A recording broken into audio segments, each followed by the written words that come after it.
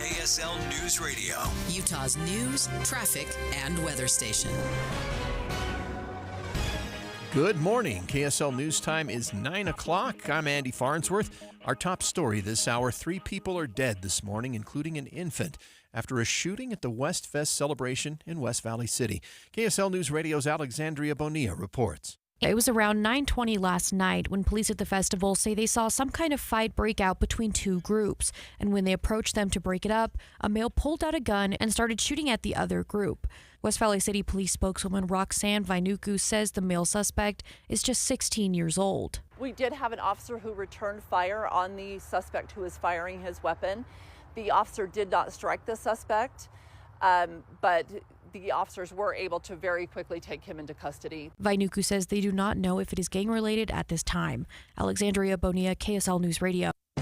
Our top national story this hour from ABC News. The attacks on Minnesota state legislators has lawmakers at every level looking over their shoulders today. The attack on the husband of former House Speaker Nancy Pelosi, the shooting of Congressman Steve Scalise, the assassination attempt on then-candidate Donald Trump illustrate what pollsters have been finding.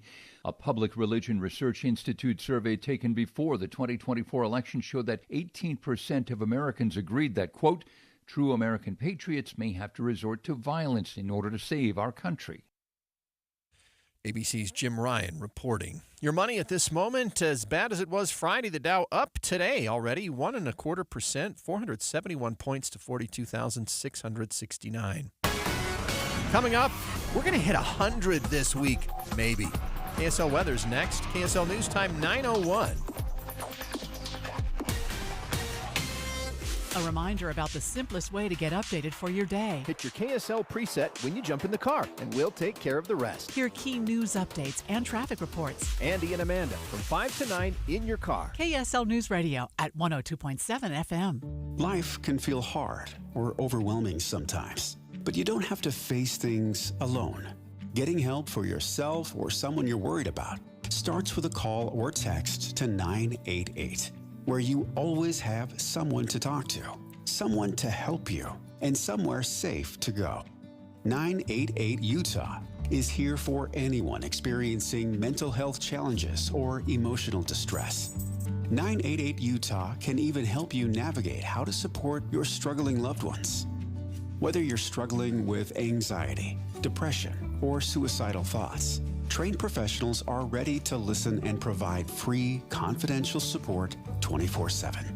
Utah, don't hesitate to call or text 988 for you or someone you care about. The caring staff at 988 Utah can connect you to the right resources. Learn more at 988.utah.gov. This Friday from 10 to 1, the movie show comes to Sound Sleep. But first, take time to learn about a better night's rest.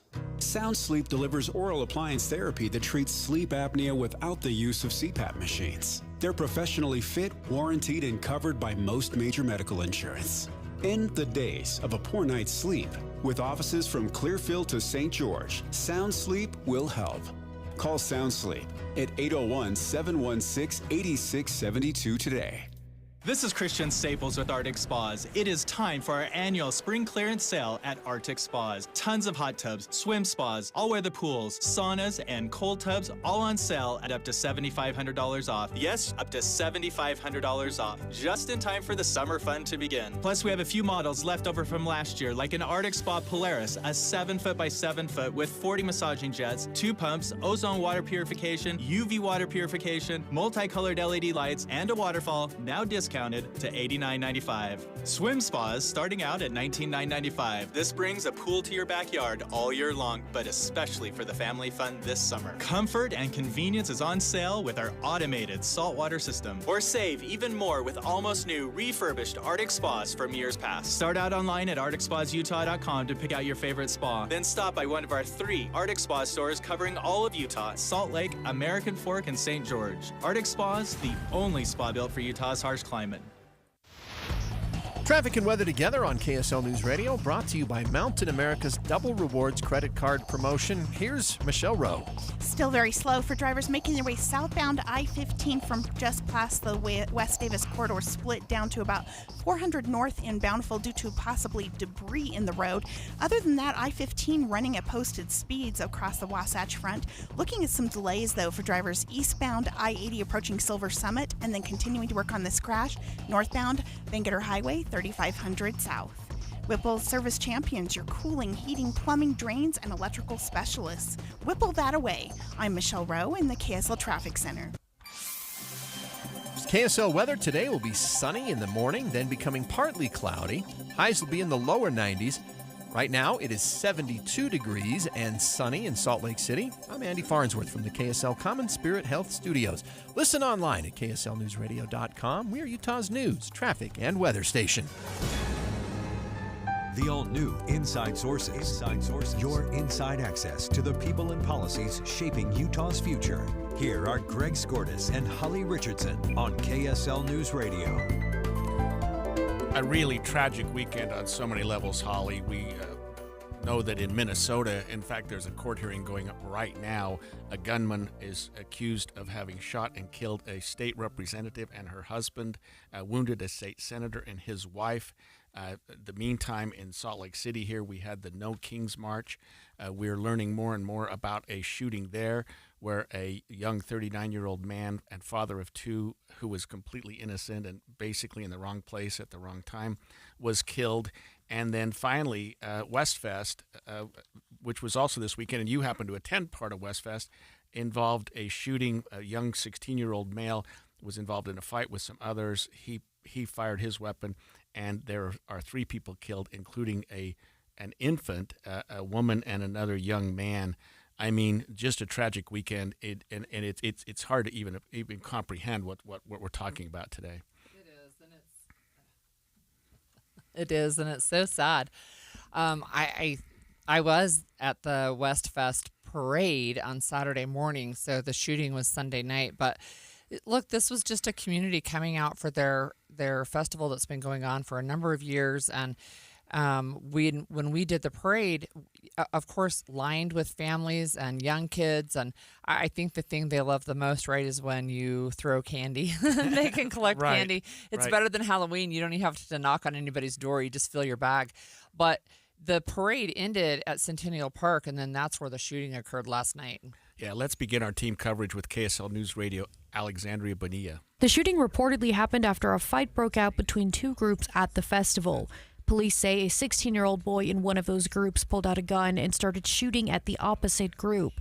West Valley City Police spokeswoman Roxanne Vainuku says officers at the festival saw it all go down. Any sort of a gathering of this nature where you have a lot of people, we're going to, of course, devote a significant amount of security resources to be there to ensure that things are safe. Vainuku says because those officers were right there, they were able to quickly grab the suspect. One officer even returned fire, but the shots did not hit. Alexandria Bonilla, KSL News Radio. And what we're learning, Holly, is that this happened Sunday evening, approximately 9:20 p.m. A fight broke out between 2 groups.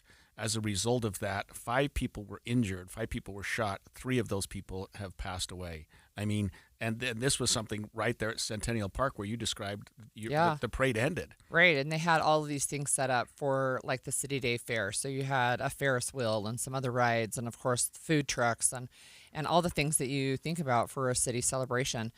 One of the questions I have for you, Greg, is the suspect was apprehended almost immediately. He's 16 years old.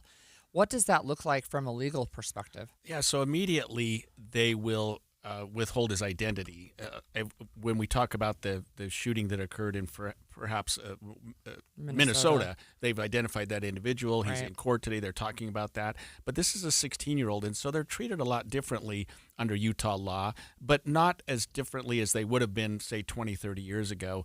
I was involved in the gang project back in the day, back in the 90s, and we helped enact legislation that at the time was known as the Serious Youth Offender Act that allowed the prosecutors to bring these younger groups, younger individuals into the adult system easier than they could have otherwise. So if the Salt Lake District Attorney's Office chooses to, and they almost certainly will, they can charge him and have him go into the adult system. And without getting into too much of the legalese of it, the charges would begin in juvenile court. He would be charged with, allegedly, 3 homicides, which would be an aggravated murder.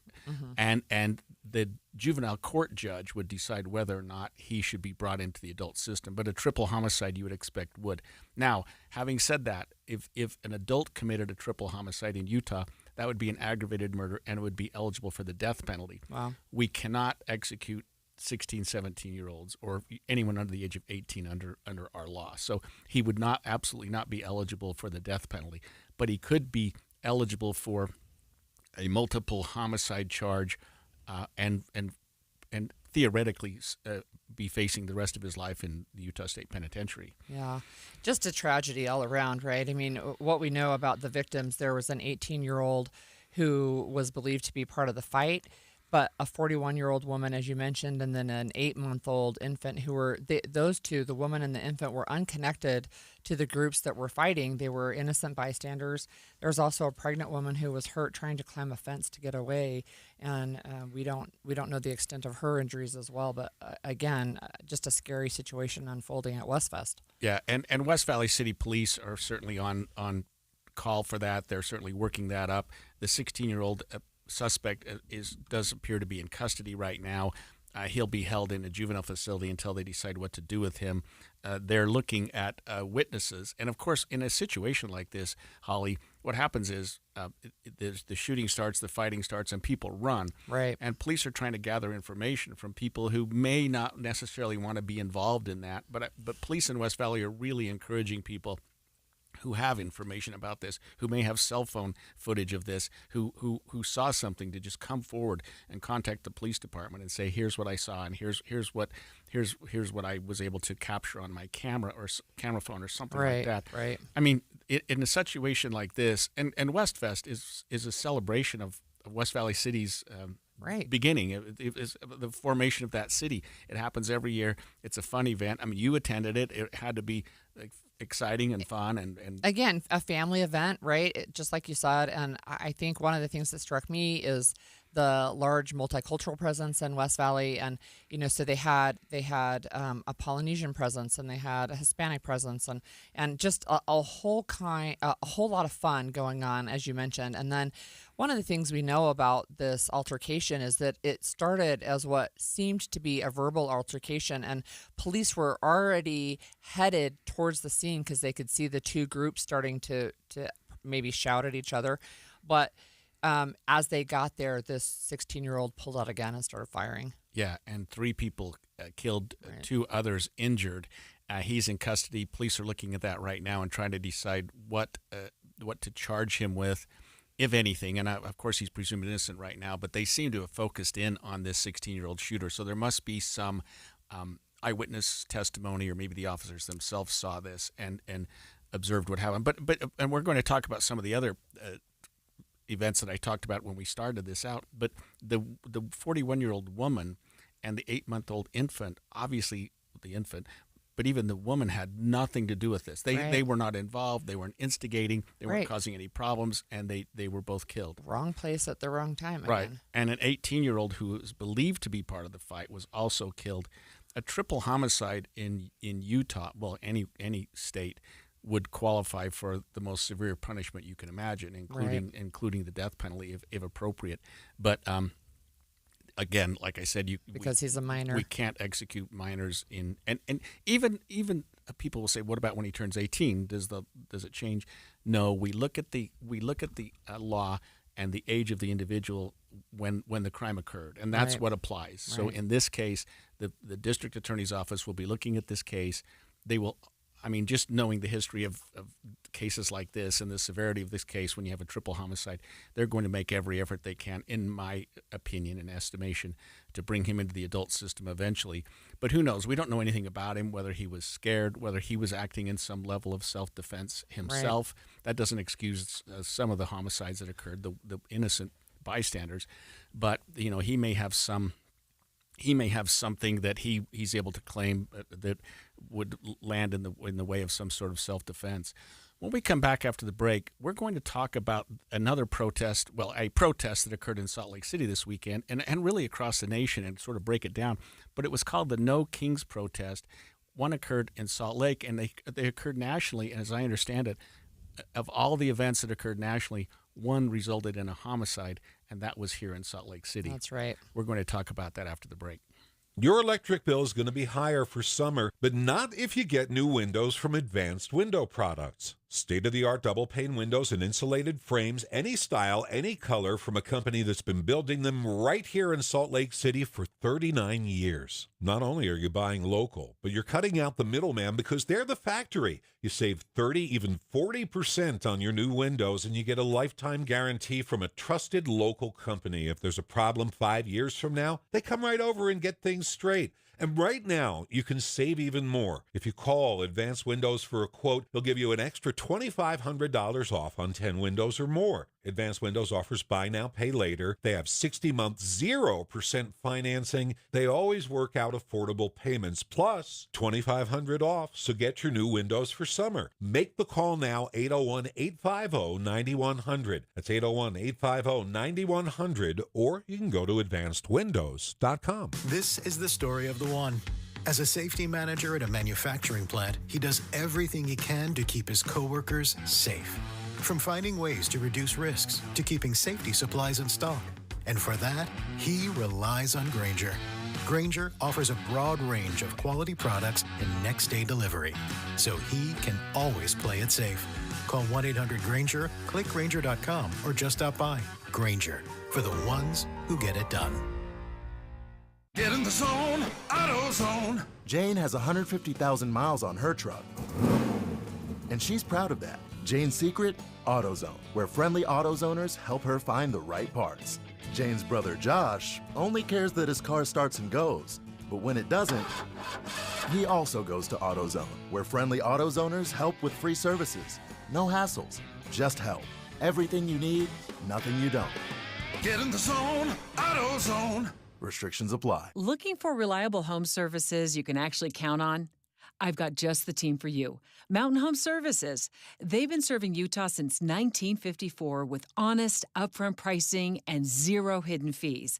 Plus, they back every job with a 100% satisfaction guarantee. With summer heating up, now's the time to get your AC in shape.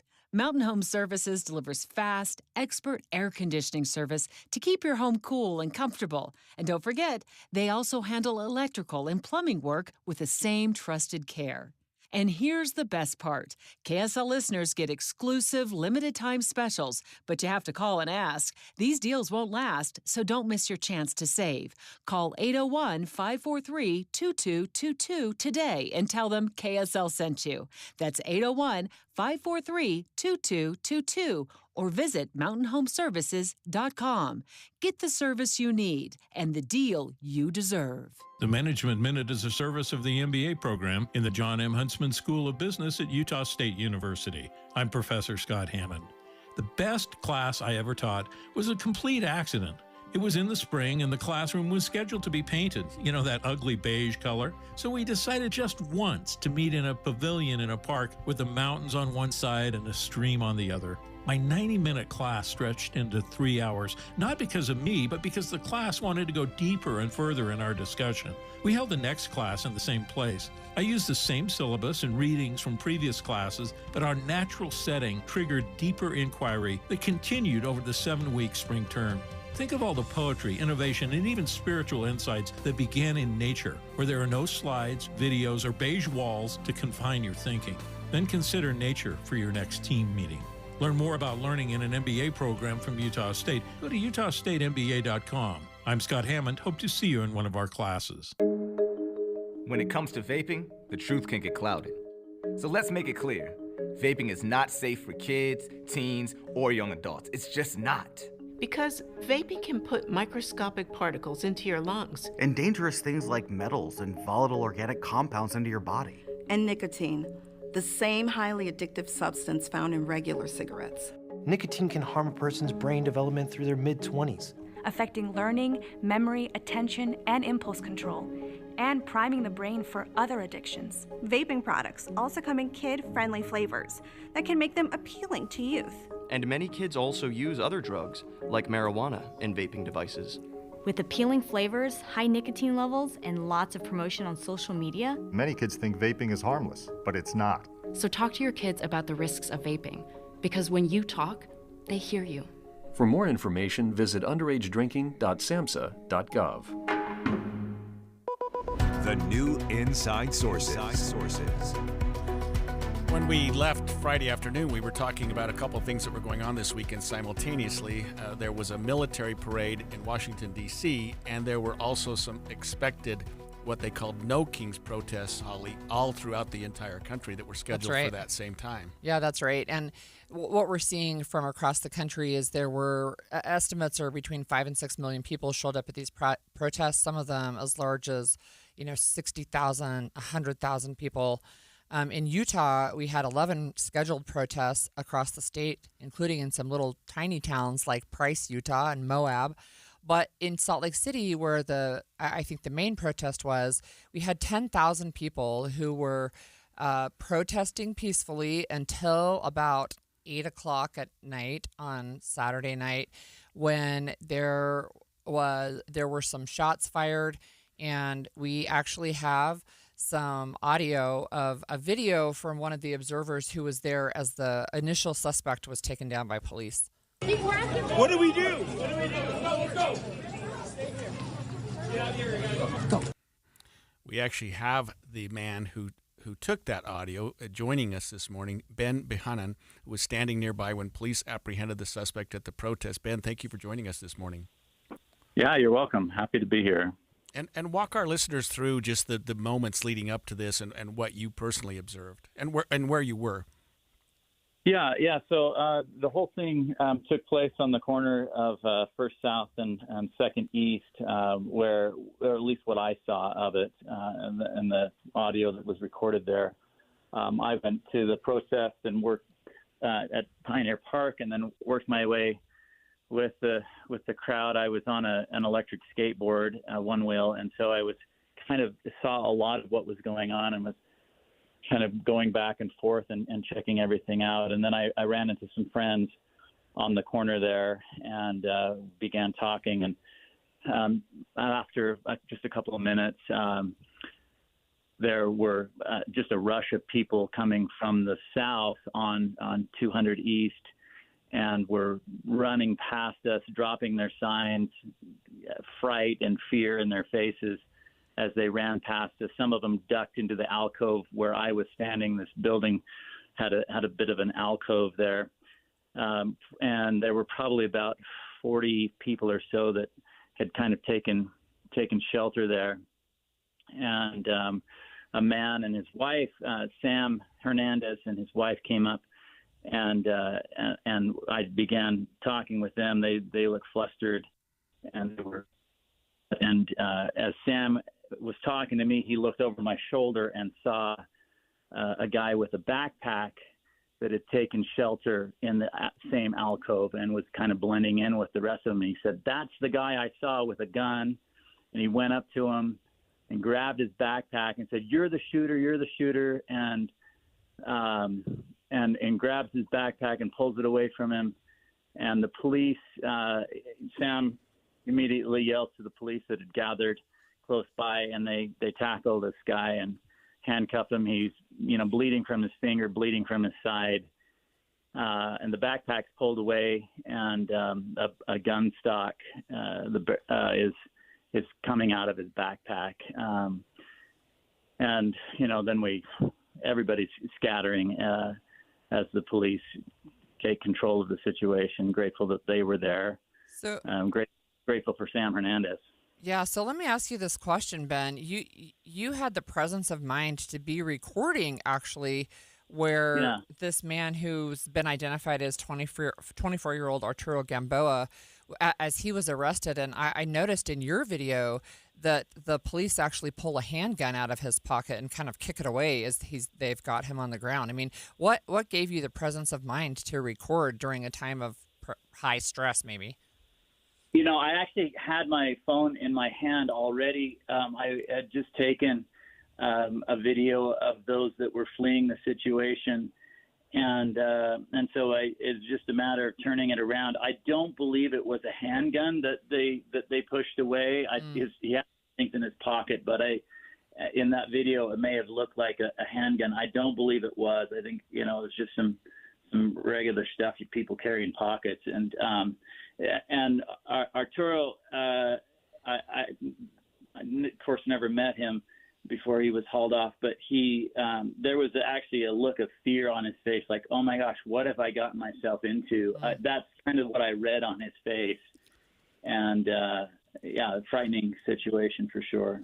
Did he say anything? Were you able to communicate with him or hear him communicate with anyone before the police arrived in terms of? Yeah, he said, I'm here to protest. I'm here to protest, as Sam was pulling his backpack away, maybe pretending like I don't know why anybody would bring an assault rifle to a protest in any way. I mean, it was absolutely a peaceful and beautiful protest in so many ways. I mean, there was a lot of people that were angry, but a lot of really good people coming out to support the idea that we don't need a king, and we need to be more thoughtful about I recognized so many signs and so many good people that were coming out really with the intention to make a change and to look for more compassion. Yeah. Can you tell us, were there children there? Were there? I have a daughter who was there. She said she saw people in wheelchairs, and was that your experience as well? Yeah, I didn't see any children in the alcove there, but absolutely, lots of families, lots of children, people of all ages, really. I saw some really ugly protests with the Black Lives Matters group. Overall, I think that was also mostly peaceful, but I didn't see any of the ugliness that I saw. The burning of cars and yelling at cops or anything like that. It was really peaceful. It was really a beautiful experience. And because I was on my one wheel, I had an opportunity to kind of circle the whole crowd several times and observe everything that was going on. And for all intents and purposes, it was a beautiful display of our constitutional rights to gather and protest what we see as wrong. Ben, there were a group there called the Peacekeepers who were there to ostensibly prevent harm or violence or anything, but there were also Salt Lake City police. Were you aware of a presence of either one of those? Did there seem to be a good police presence, or did you see these peacekeepers at all? So I did see guys in vests. I wasn't aware of who they were or what their role was. But I didn't see any guns on them. I didn't, apparently that's the shots that were fired were from a peacekeeper. I'm not sure, how that all worked out. I was aware of police presence throughout the whole thing, but they were standing back and letting things happen. Of course, they blocked the roads as we were traveling down the middle of the roads. The police, I think, did a really great job of providing an opportunity for this display, but also protecting those. And they were right on top of Arturo when the shots, shortly after the shots were fired and the chaos began. They, immediately tackled him and got him under control. Yeah. Thank you so much for joining us this morning, Ben. That's a really scary situation. I'm glad that you were safe. Yeah, and what we're hearing, Holly, is that the innocent person who was killed, 39-year-old Arthur Filosa Alu, just a father of two, married, a community activist, very involved in the Polynesian community. And he's just in the wrong place at the wrong time. But interestingly, and we'll talk about this after the break, but this Arturo Gamboa, the person who Bahunan just talked about, who was there, who had an AR-15 style rifle, wasn't the person who pulled the trigger that caused the death of Alu. I mean, he was approaching a group of people, and one of these peacekeepers that Ben just talked about actually apparently was the one that pulled the trigger. Right. But Gamboa is the one who's in custody. I'm looking at the police report here and what's called the probable cause statement. He's taken into custody for a murder. They call it a depraved indifference murder. I want to talk about that a little bit after the break, but I don't know that it's going to be a very compelling murder case when he wasn't the one that pulled the trigger. And really, the peacekeeper, I'd really like to know more about those. I don't know if we're going to get more information from Salt Lake City Police Department, but who were these peacekeepers? Why were they there? And what was their role in this, especially when, as Ben just indicated, there was a significant police presence? We'll talk about that after the break. 9:30 at KSL News Radio. I'm Andy Farnsworth. KSL's top story this hour: friends of the man who was shot and killed at the protest say he was a husband and father of 2 kids. 39-year-old Arthur Folasa Alu, who went by Afa, was a well-known fashion designer from Samoa who now calls Utah home. KSL TV reports he'd been on Project Runway and recently became an American citizen. He wanted to be very much a part of what America is and a part of the American dream. Utah Representative Verona Monga was close friend of Afa. There is a GoFundMe listed on our website, kslnewsradio.com, for people who want to help the family with funeral expenses. Our top national story this hour from ABC News: protests against the Trump administration took place across the country this weekend. The No Kings demonstration triggered by President Trump's military parade. ABC's Alex Stone has more from Los Angeles. All-day marchers made their way around the city. They were loud, but they were peaceful during the daytime. One estimate putting the crowd at 20,000 people filling the streets here. But the crowd really grew around the federal building, and at around 4 p.m., the LAPD saying officers were taking chunks of concrete, bottles, and rocks were being thrown at them. They moved in, clearing the streets. We were there as they were forcefully coming in, pushing back the crowds, using gas and less lethal rounds, firing them at protesters who would not leave. 2 protesters in Charlotte, North Carolina were also arrested for assaulting officers. A 39-year-old man has died after he was shot during the No Kings protest Saturday in Salt Lake. Investigators say an event peacekeeper fired multiple shots at 24-year-old Arturo Gamboa.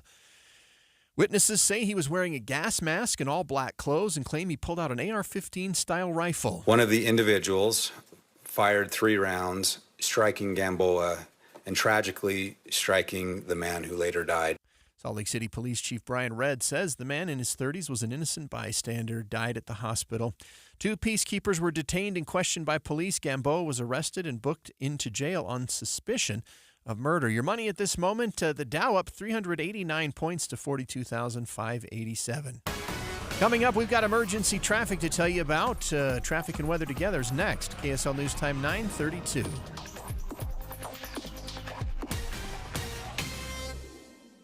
The sources where we get our news matters. When you listen to Utah's Morning News, we want you to feel the stories are important to you and trustworthy. This is Amanda Dixon. And I'm Andy Farnsworth. Join us weekday mornings on KSL News Radio. Tim Jr. here from RGS Exteriors. I want you to know that it's the little things that count. Any remodeler can say they treat customers right when it comes to siding, gutters, windows, and exteriors. It's hard to know for sure. If a contractor uses cheap generic nails instead of super grippy ridge shaft nails for your siding, would you even know? If they use cheap $4 caulk to install your new windows instead of paying $9 a tube for the good stuff, could you tell by looking? It all comes down to the details and trust. At RGS Exteriors, we only do things one way, the right way. We never cut corners. We never skimp on details. We never do less than the job requires. That's why we offer our industry's exclusive 10-year everything guarantee. And it's why we have the happiest customers. If you need any gutters, siding, or replacement windows, call RGS Exteriors at 801-280-3110 or visit rgsutah.com. That's 801-280-3110 or online at rgsutah.com.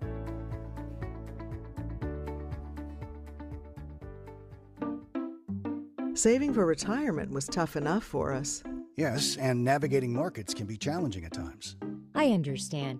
That's why at Fisher Investments, we take a disciplined approach with your investments. Tell us more about that. We take an active approach to money management, positioning your portfolio for opportunities we see ahead. So all your clients get the same portfolio? No. We tailor your portfolio to your individual goals and needs. What about communication?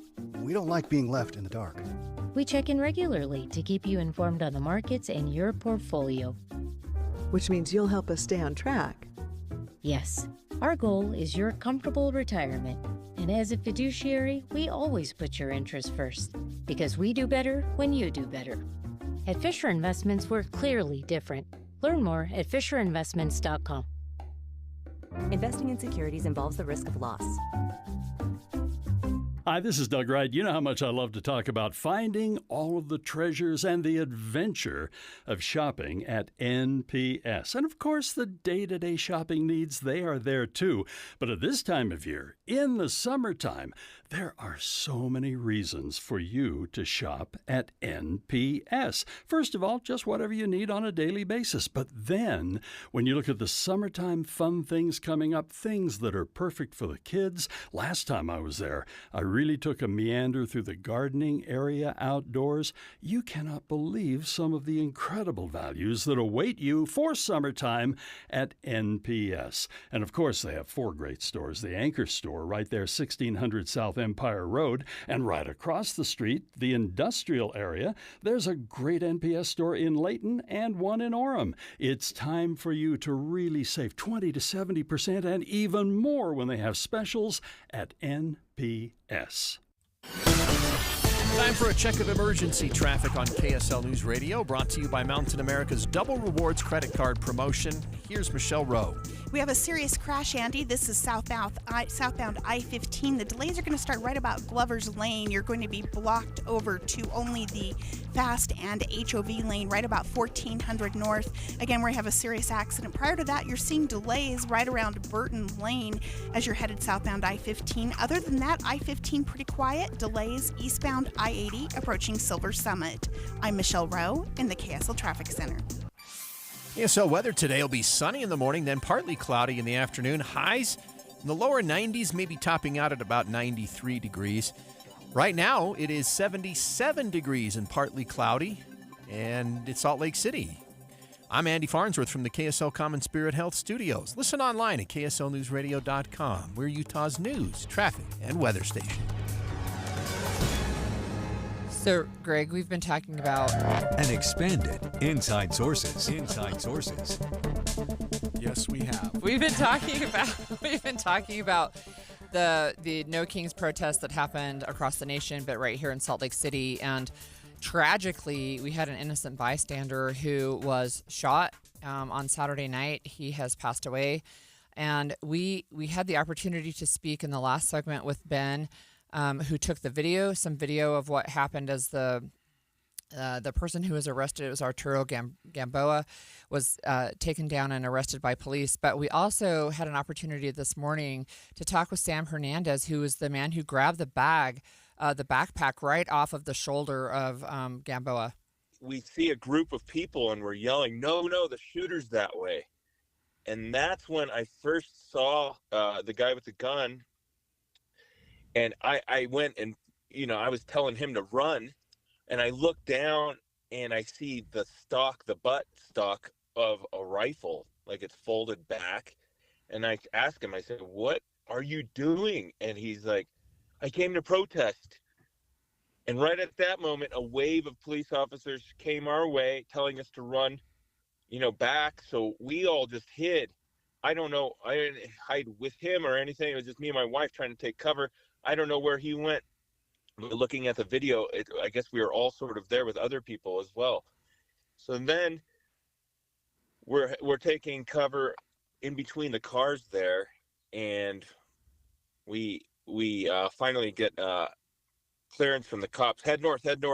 So we run, hands up, and we run to that southwest corner where we were all hiding under that alcove of the building. Once I got there, I was mentioning to other guys around me, I said, man, this is weird. It feels like we're getting corralled. I don't know if this is the right spot to be.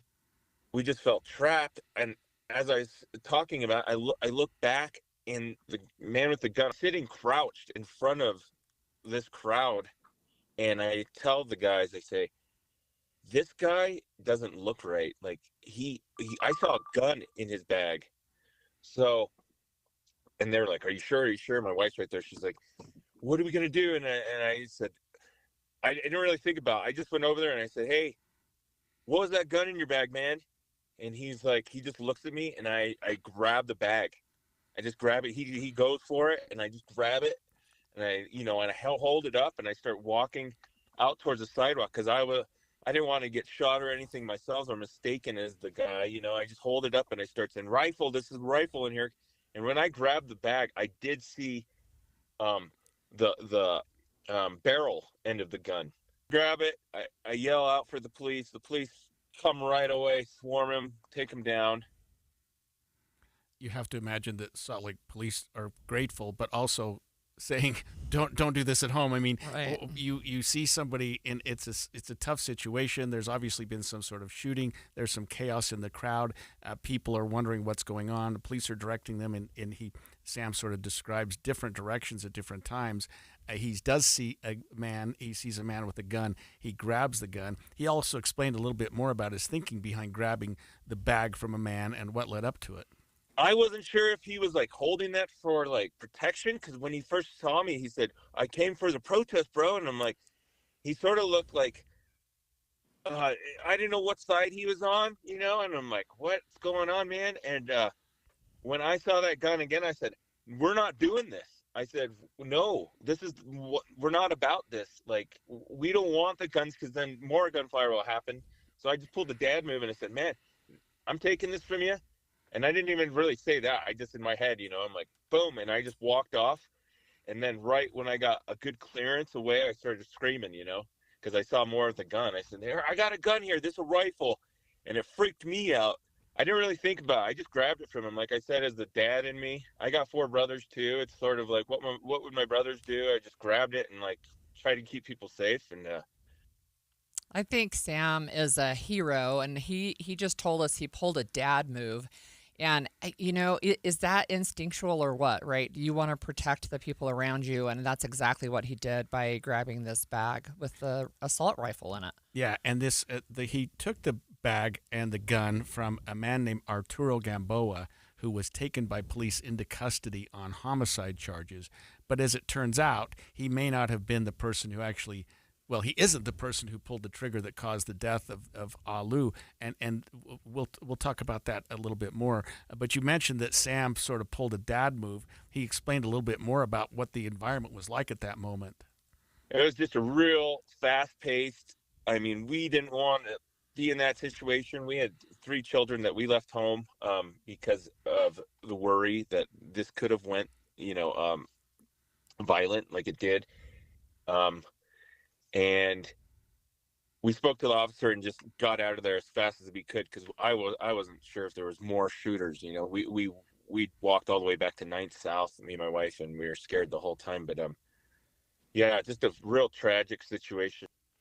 And I think he points out they just weren't sure if there were more shooters. And I mentioned I had a daughter at that protest. She's 21, and she was there with her roommate. And she said, just like Ben told us in the second segment, it was peaceful. It was beautiful.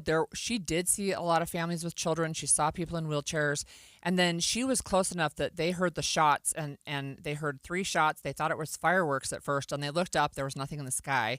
And then people started yelling there was an active shooter. Her experience was that she didn't know. She heard people saying they're targeting people of color, and she's black. She also said she heard that there were people shooting from balconies. So they just didn't know. So she and her roommate were just part of the crowd that started running, right? And getting mixed messages about where you should run and where was safe, and is it safe now or not safe, and just, very, very chaotic at the time. And didn't you say that there were some estimates of about 10,000 people that were marching there? So you have to imagine, Holly, exactly what you're just talking about, which is something's going on. There's some excitement in the crowd, whether or not you're aware that there's been a shooting. Right. There's clearly people running and people describing a shooting. Where did the 10,000 people go? Police are directing them here, directing them there. Behunin earlier said, that they were directing him east, west, and south. Sam has indicated he sees this guy with north. A gun, Yeah. right? And what do we do when I see some guy with a gun? He walks up and grabs the gun from the individual. And it's just it's crazy what happened. But you have to hand it to both of these gentlemen that we've interviewed here that they had the wherewithal That's right. to record, to take action, to Yeah. do something. That's right. Because had Arturo Gamboa, brandished his gun again, and we believe that he did earlier. We'll talk about that at the 11 o'clock hour. And approach someone, he could have done something really horrible, especially with that type of rifle. Right, It was that kind of assault apparently an rifle. AR-15 That's right. assault rifle, which, as we know, fires a lot of rounds in very quick order. We're going to go east to Minnesota. We're watching TV today. There was a court hearing involving a man who's accused of shooting several legislators from that state, including killing one and her husband. When we come back after the break, we're going to get you caught up on that one as well. Stay with us. Do you know how to tell if a clogged drain is something to worry about or not? What's up, everybody? I'm Mike Wilson with Any Hour Services, and I understand it's annoying and inconvenient, but sometimes a clogged drain can be a sign there's a more serious issue with your sewer main line. If the drains in the lowest level of your home aren't draining, or you flush a toilet and it comes up somewhere else like a shower or a floor drain, I'm urging you to look at this as more than just an annoyance. The last thing I want you to experience is a sewer backup. If you're a homeowner experiencing any of these issues, the first step would be to snake the line to see if it's just a blockage, which one of our drain techs can do for only $29. Yep, you heard that right. Any Hour Services will snake any drain line with normal access for only $29. Sinks, showers, tubs, toilets, floor drains, laundry drains, even that sewer main line that connects to the city. We'll snake any line for just $29. For help with your drain issues, call Any Hour Services at 801-443-7700. You can Google Any Hour Services. You can even schedule online at anyhourservices.com.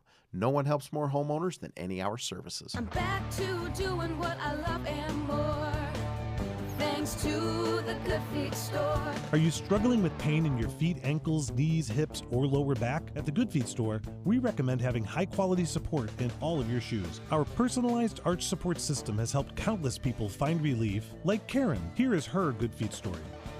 After I decided my pain was too much, and my doctor actually suggested that I do visit the Good Feet store. Pretty amazing when they put the arch supports in your shoe and you walk around and you realize there's not pain, and you think, how can this arch support in my shoe make my back pain go away? But it works. And how can it make my knee pain go away? It was incredible. Come to the Good Feet store today and see what we can do for you.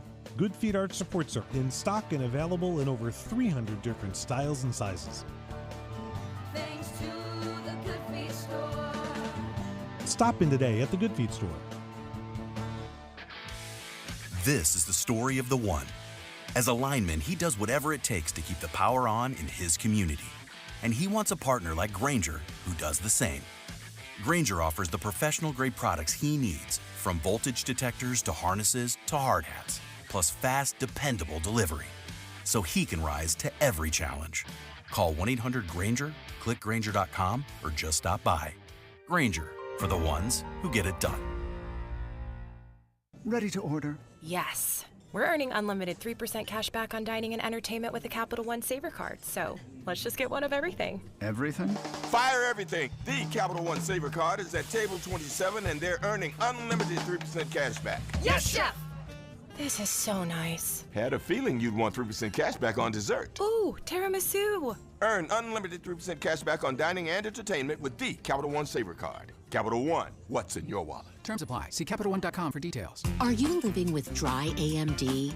If so, you could be on the road to geographic atrophy, or GA, a condition that leads to retinal cell death and permanent vision loss. But with Izervay, you can slow it down and get it going slower. Izervay slows GA progression by targeting a key source of retinal cell death, which may help preserve your vision longer. Izervay, or Avastin Captid Pagel, is a prescription eye injection used to treat GA. Don't take it if you have an infection or active swelling in or around your eye. Izervay can cause eye infection, retinal detachment, or increased risk of wet AMD. Izervay may temporarily increase eye pressure. Your vision may be impaired after an eye injection or exam. Don't delay. Ask your doctor about Izervay today. Izervay gets GA going slower. Visit Izervay.com. That's IZERVAY.com.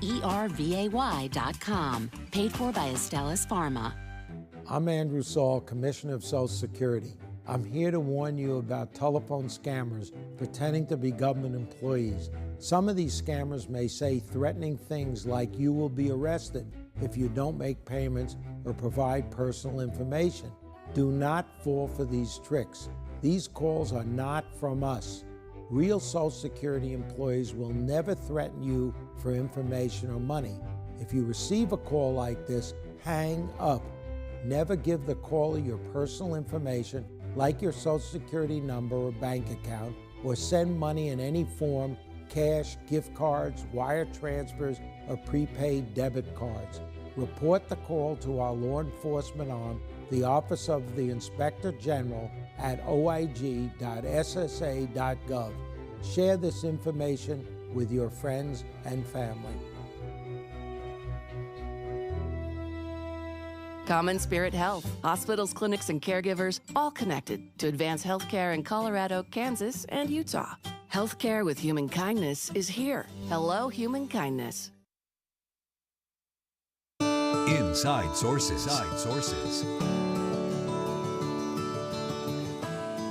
So we've been talking about a death, unfortunately, that happened in Salt Lake City. In fact, it was the only death associated with millions of people protesting across the country, and really sadly and tragically, it happened in Salt Lake City, Utah.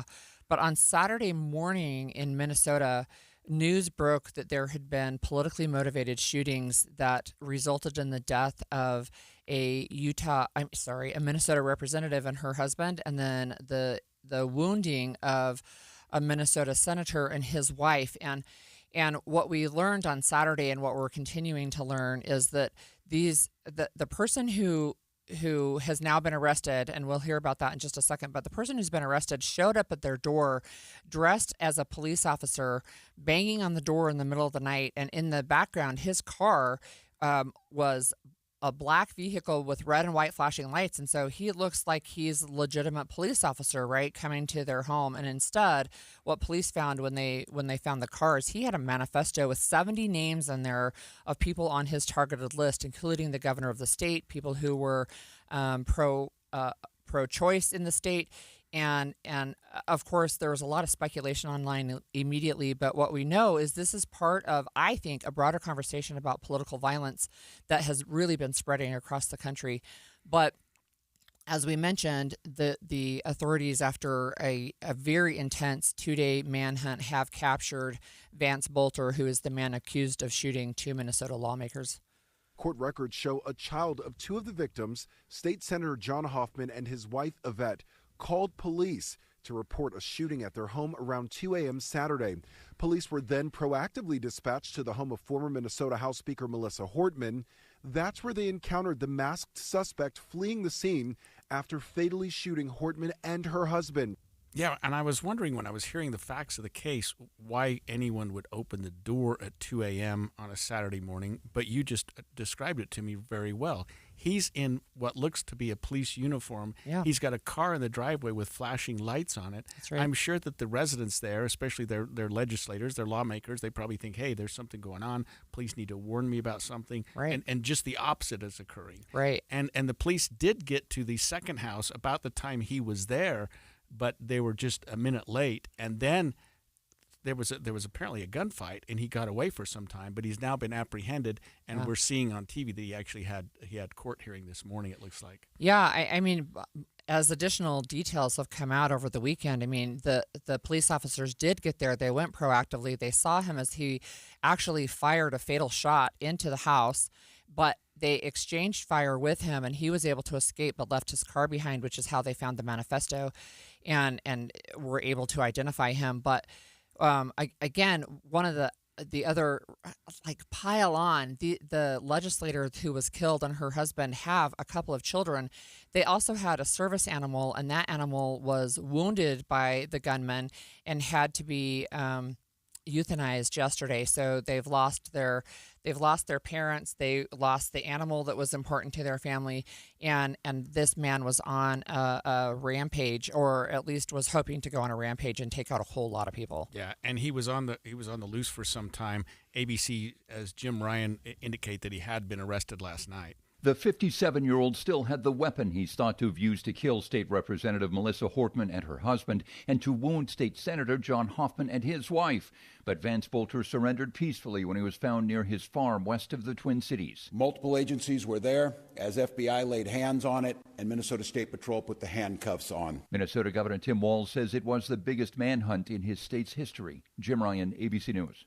And it's a double homicide and a double attempted homicide. You have to imagine that the severity of that it cannot be overstated. I did look up this morning, Holly, whether or not the state of Minnesota had the death penalty, and they do not. They haven't had it on their books. They abolished it in 1911 after some controversy. They haven't reestablished it. Now, the federal government does have the death penalty, and if the federal authorities chose to file this case in Minnesota, they could pursue it as a death penalty case. But right now, it appears that it's a state case. Now, that can always change. And in fact, if you understand the difference in sovereignties, both cases could be moved forward at the same time, even though that's not really double jeopardy. In America, you have separate state jurisdictions. And federal, that's right. Absolutely. Yep. So they could, whether the feds jump into this or not, we don't know. But right now it's a state case. They've got him in custody, and he appeared this morning for his first appearance, charged with 4 different crimes, including 2 homicides.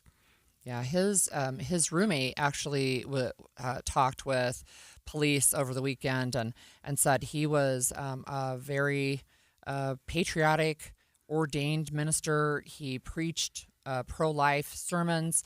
His own online presence says that he provided private security in some really hot zones around the world so that he knew. In fact, he said he only did armed security. He was not going to go in and provide an unarmed security, right? And so we know that he had access to a number of weapons that he claims to have had experience in security warfare even. But again, part of the broader conversation, I think, is the ramp up of political violence, and sadly, it has ended in the assassination, I think, of 2 people in Minnesota.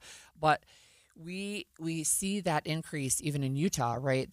That when I was a legislator, it's been 14 years. I got death threats, but they were, I didn't take them very seriously. They were broad based, and they're like, well, you deserve to be shot, and so does everybody else, right? But these are becoming more and more targeted. We don't know if he had ever put out any kind of threats. We don't know, right, in specifics in this case, but I think we know in general that the threats are getting more explicit. They're getting more specific at targeting people, and we're seeing even that kind of ratcheting up in Utah. And from what we're hearing about this suspect, he was also a very adamant anti-abortion activist. In fact, he called it murder. So I'm just guessing, reading between the lines here, that these may have been lawmakers, and they're both Democrats, that were supportive of choice, and maybe he was upset at that and felt like what they were doing was murder, and that in some bizarre mind of his, so that he you're was pro-life and against murder, so you murder people. I know. No, it does. I'm not saying it makes sense. I'm just saying that maybe that's how he justifies it. He also, you mentioned his roommate. I think it was his landlord and roommate, the same person. It was a lifetime friend who was interviewed, and they talked to him, and he said that the suspect, his last name is Bolter, paid 4 months of rent in advance. He got up to speed and then left some sort of a note or voicemail or something saying, hey, it's nice to know you. I'm not going to be around for a little while. And of course, you can read that any number of ways. I'm going to go out with a bang. I'm going to do something bad and then run away, or I'm going to go spend the rest of my life in prison. But anyway, he's not going to be around for a while. So there's Reuters is reporting it was a text message, and it was sent about 6 o'clock in the morning on Saturday. So it would have been after the 2 murders and the other 2 shootings. And he said he might be dead soon, is what the roommate told police. But again, just another tragedy. And, people who serve in the legislature in any state across the country, they do it because they want to help their communities. And that's what we're hearing a lot about the lawmakers who were shot, right? Just devoted to their communities, wanting to make a difference, wanting to make things better. And now they're dead because of it. And that's just...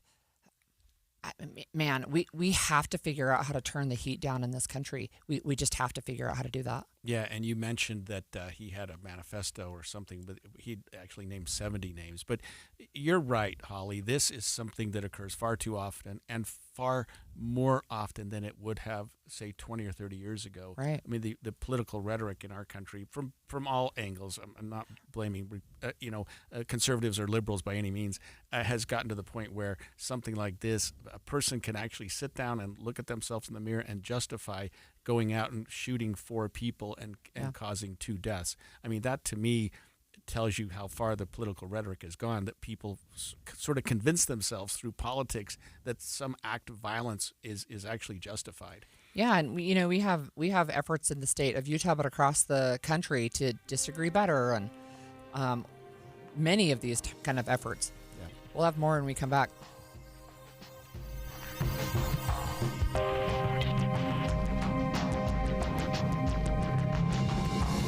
KSL FM Midvale. KSL Salt Lake City. From the KSL Common Spirit Health Studios, this is KSL News Radio. Utah's news, traffic, and weather station. 10 o'clock at KSL News Radio. I'm Andy Farnsworth. KSL's top story this hour, friends of the man who was shot and killed at the protest march in Salt Lake City over the weekend say he was a husband and father of 2 kids. 39-year-old Arthur Folasa Alu, who went by Afa, was a well-known fashion designer from Samoa who now calls Utah home. KSL TV reports he'd been on Project Runway and recently became an American citizen. He wanted to be very much a part of what America is and a part of the American dream. Utah Representative Verona Monga was close a friend of Afa. There's a GoFundMe listed on our website, kslnewsradio.com, for people who want to help the family with funeral expenses. Our top national story this hour from ABC News. President Trump is set to meet with world leaders this week at the G7 summit in Canada. ABC's Chuck Sievertson has more. Leaders of some of the world's biggest economic powers are in the Canadian Rockies in Alberta for a Group of 7 summit that's been shadowed by the escalating fighting between Israel and Iran. Also potentially on the agenda, President Trump's unresolved trade war. Some leaders indicate they'll try to talk to Trump in an effort to talk him out of slapping tariffs. The deadline to complete the trade talks are just weeks away. The Yellowstone TV universe is returning to Utah. Utah Film Commission announced new state incentives for 4 new productions. One of them is a spin-off of the popular series Yellowstone called Why Marshals. The Yellowstone series got its start in Utah, filming the first 3 seasons at the Utah Film Studios in Park City before the production moved to Montana. Your money at this moment, the Dow is solidly in the positive, up 364 points to 42,561. Coming up, a bit of a cool down today, and tomorrow, then it gets really hot. KSL weather's next. KSL News Time, 10:01. Mornings are for recharging. And they're for starting your day right. We volunteer to join you in the car. Get news and weather at 102.7 FM during the most important part of your day. Andy and Amanda, each morning between 5 and 9 on KSL News Radio. I am not a rich woman, but I feel like a rich woman every time I go in my closet. The best, hands down, present I've ever received was my husband secretly redid my closet with Closets by Design. So now when I go in there aren't all these shoes just junked on the floor. They're neatly sitting on their shelves.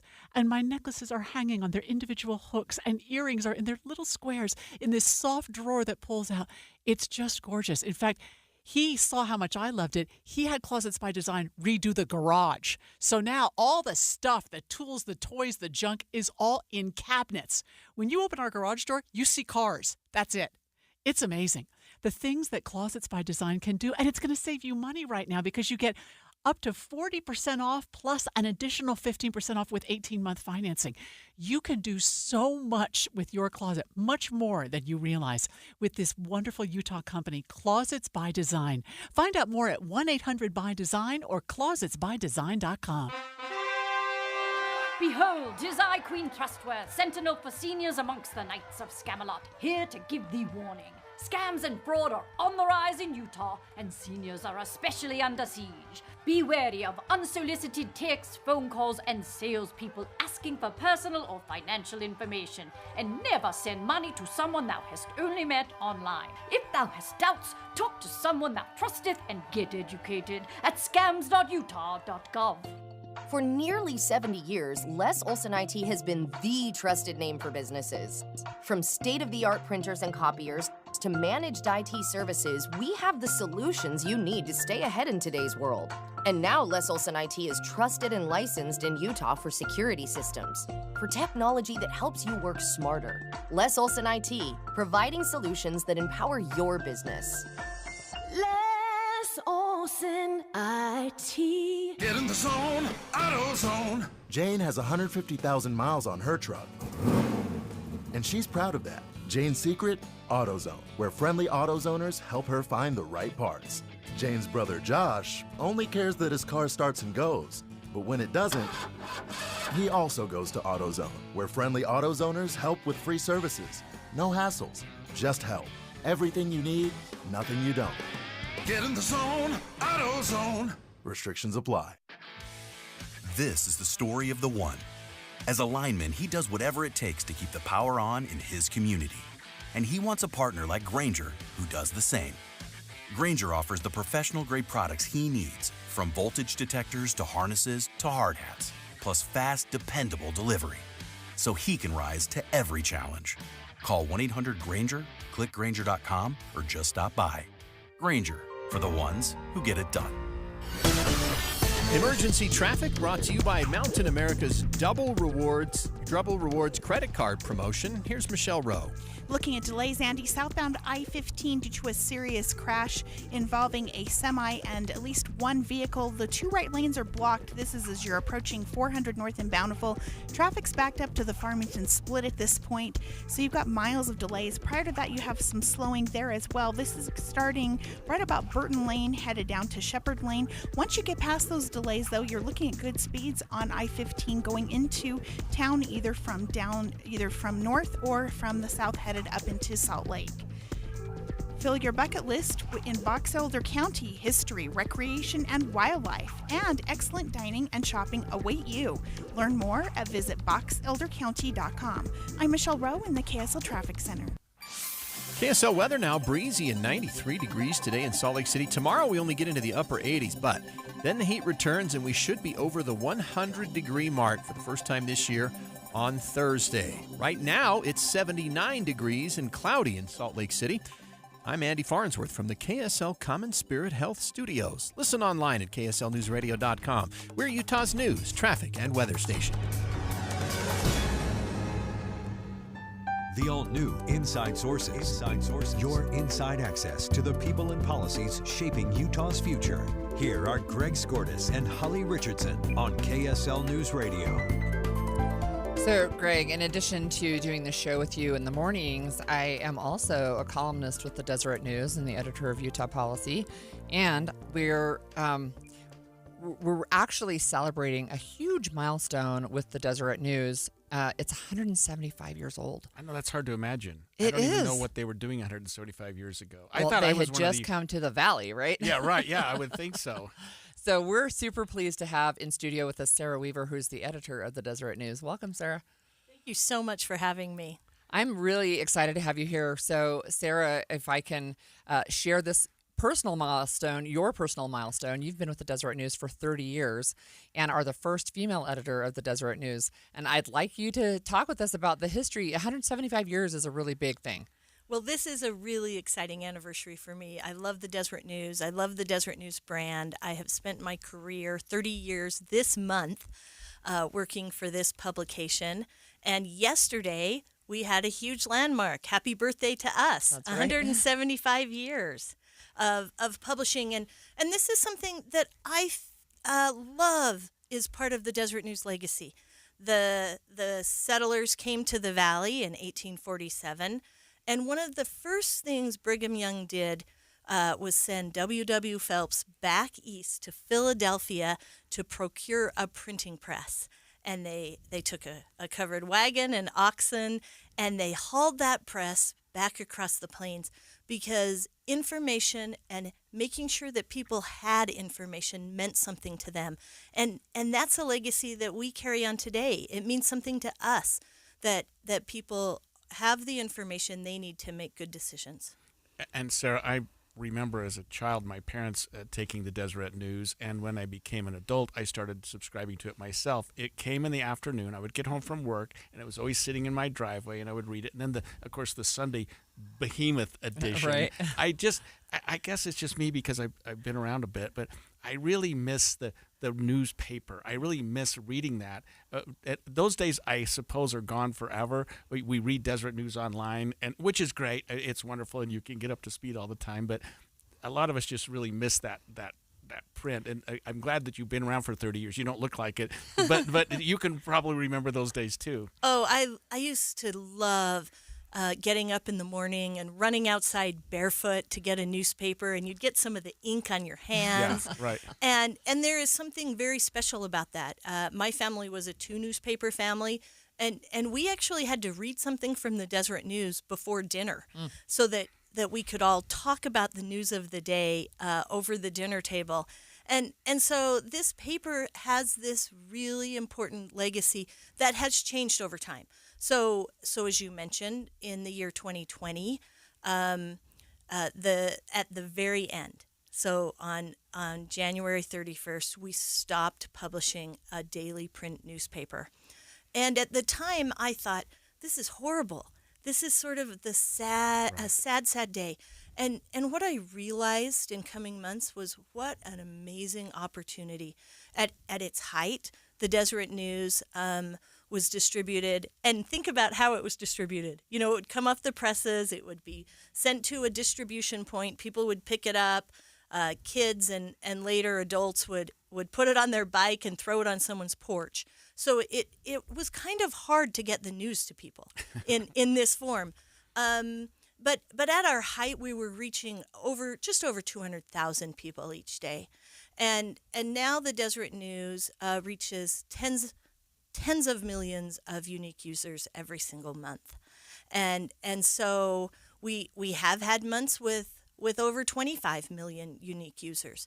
So it's very hard to lament something that became an opportunity to make us a relevant national voice. I think one of the things, right, we talked about just the change in from a print paper to more news online, but there are other changes as well, right? I mean, if you go back to 1850, talk to us a little bit about that first edition. How was that first edition produced, and how much was it? Well, we have a replica printing press upstairs in our office. All of the interns think I'm obsessed with it because I show it to them and I talk to them about it because it actually took something. You had to put every single letter in individually to make words and sentences. And that first issue came off a single press, produced in an Adobe building right in downtown Salt Lake City. And it sold for $6.15 by today's standards, but for 15 cents an issue. You could also buy a 6-month subscription to the Deseret News for $2.50. Woohoo! We heard several years ago, it seems, Sarah, that the newspaper was sort of on decline. Not Deseret News, but just newspapers generally. Yeah. And we're hearing nationally that this paper's been discontinued and that paper's been discontinued. The Deseret News seems to have thrived. First of all, how is that? How has that occurred? And second, what do you think the future is for newspapers in general, online or in any source? Well, there always is going to be a need for accurate, trusted information. And you mentioned the newspaper business has been in decline. There's been some disruptive innovations, including the internet, but probably the biggest hit that the newspaper industry took was something called Craigslist in most markets, and in the Utah market it was KSL.com. Wow! So classified ads move from a paid structure that supported so much of what newspapers do to an online structure, and it disrupted the financial base of newspapers, and that was in 2007. So as a result, you started to see a shift in the industry, and newspapers indeed across the country began to close. Salt Lake City is one of the luckiest markets in this nation because we're still a 2-newspaper city. Mm-hmm. I love that we have competing news organizations. It makes everybody better. And what a great legacy that we have in Utah, that we care so much about accurate, trusted information that we're able to support 2 newspapers. So the industry across the nation has changed and has shifted. Another thing has happened. A lot of our sources who used to need to come to reporters and tell their stories through news organizations can now go directly to the public on X or other social media platforms. Some of them have their own podcasts. Some of them make their own videos. And so newspapers have had to figure out what to do. And the Deseret News has found a space in the broad newspaper landscape that we think is making us very relevant nationally. We are excited to continue to grow this brand. This is a very, very exciting future for all media organizations, because the polarization in the nation has made the need for trusted media to be stronger than it has ever been in the history. More valuable than ever, absolutely. And actually, in the early days of Salt Lake City and Utah, there was great polarization then too. That's right. And so there's a lot of things that change, but there is some things that stay the same, and people need to know where to get information they can trust. Thank you, Sarah. Thanks for joining us today. When we come back straight ahead, we're going to talk about some families and dealing with the strain of grocery costs and the future and what's happening with inflation. Stay with us. Spring cleaning season is wrapping up, but it's not too late to give your carpets the ultimate refresh. Whether it's dirt from foot traffic, pet stains, or just the wear and tear of everyday life, Zero-Res carpet and air duct cleaning can bring your floors back to life. Right now, get 3 rooms of carpet cleaned for just $129 when you mention KSL. Zero-Res uses a patented cleaning process with no soaps, no harsh chemicals, and no residue, so your carpets dry faster and stay cleaner longer. That means a healthier home for your family, pets, and guests. Don't wait until the craziness of summer is in full swing. Make your home feel fresh, clean, and truly ready for the season ahead. And get 3 rooms of carpet cleaned for just $129 when you mention KSL.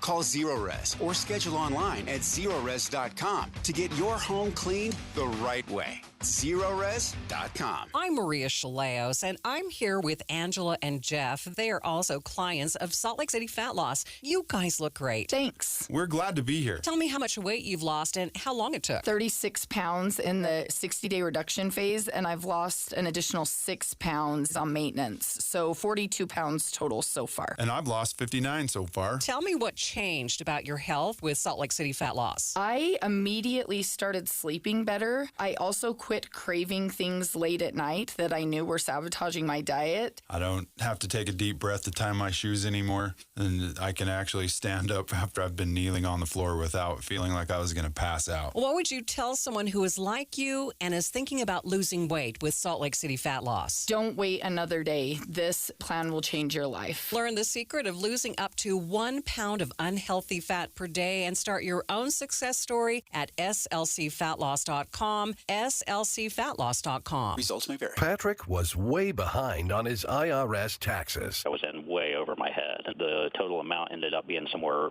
just over $30,000. $30,000.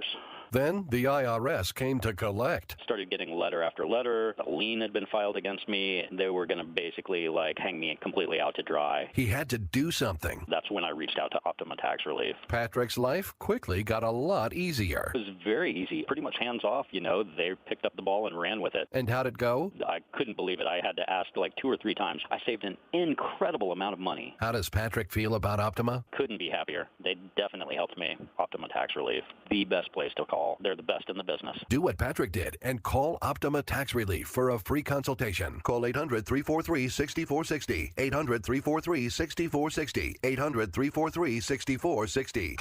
Optima Tax Relief. Testimonial from an actual client. Some restrictions apply. For complete details, please visit OptimaTaxRelief.com. Common Spirit Health. Hospitals, clinics, and caregivers all connected to advance healthcare in Colorado, Kansas, and Utah.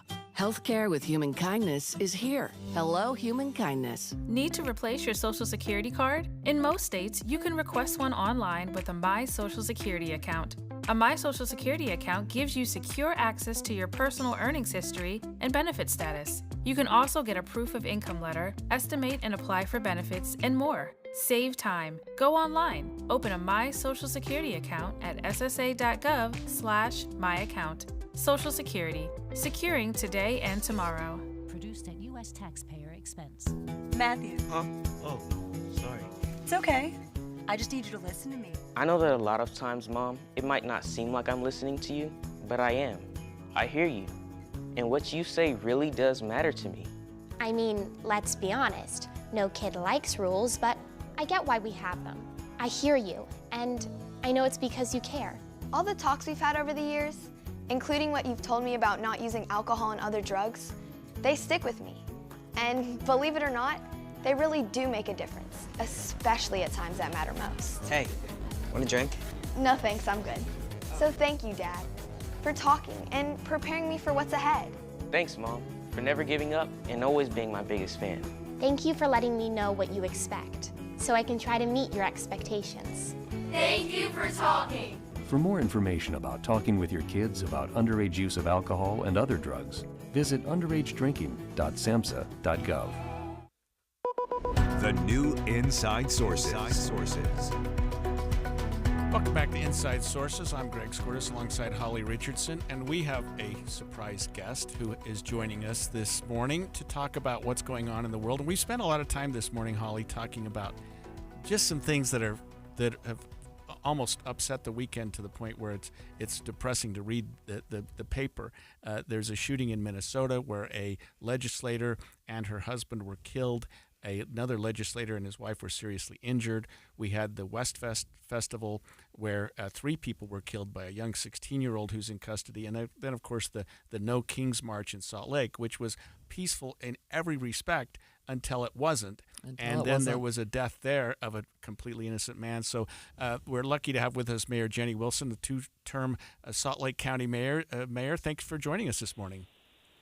Yeah, thank you for having me. And you've been a friend of the show for a while, so talk to us about I just mentioned 3 of these situations, Mayor. I mean, do you have a sense that, and Holly talked about this a little bit earlier, that political tensions and things in this country are worse than before, or we just happen to be more aware of it than we have been in the past? Well, I think we're sadly, it's no surprise to have any form of a mass shooting. I don't think any of these 3 incidents classify as a mass shooting. But we're used in our nation we're just used to turning on the television and experience a tragedy. And for many people, they're a part of it. It's a family member, or they're on site, and that's a horrible, unthinkable thing when it happens to one personally. These 3 incidents are each unique, but they all speak to challenges in our nation. And I think in the situation of the speaker in Minnesota, we've seen political violence against individuals in the past. I think of Gabby Giffords. And, I think what's so sad to me is I didn't know her, but I know what she does day to day, know how hard people on both sides of the aisle work on behalf of their constituents, and it's just heartbreaking. And then I think about what happened on Saturday, downtown Salt Lake, a peaceful protest, no incidents, no concerns. I know that Salt Lake City Police were very well prepared. They had other jurisdictions supporting, including Salt Lake County. And to have it turn the way that it did is unthinkable. And then, of course, I went to bed last night. I actually had KSL News on and learned of the incident in Centennial Park at Westfest. And I wish I had a better answer. I know that elected officials are working. We try.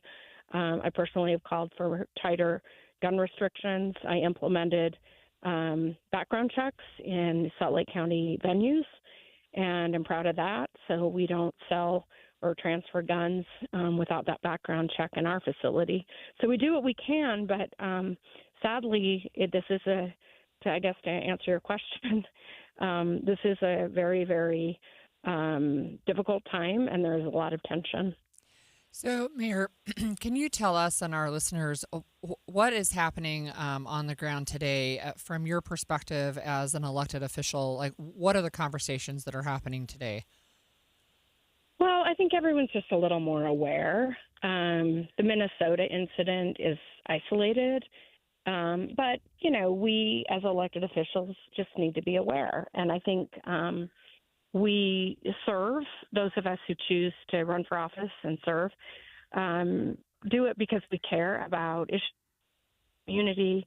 We believe that we have something to offer.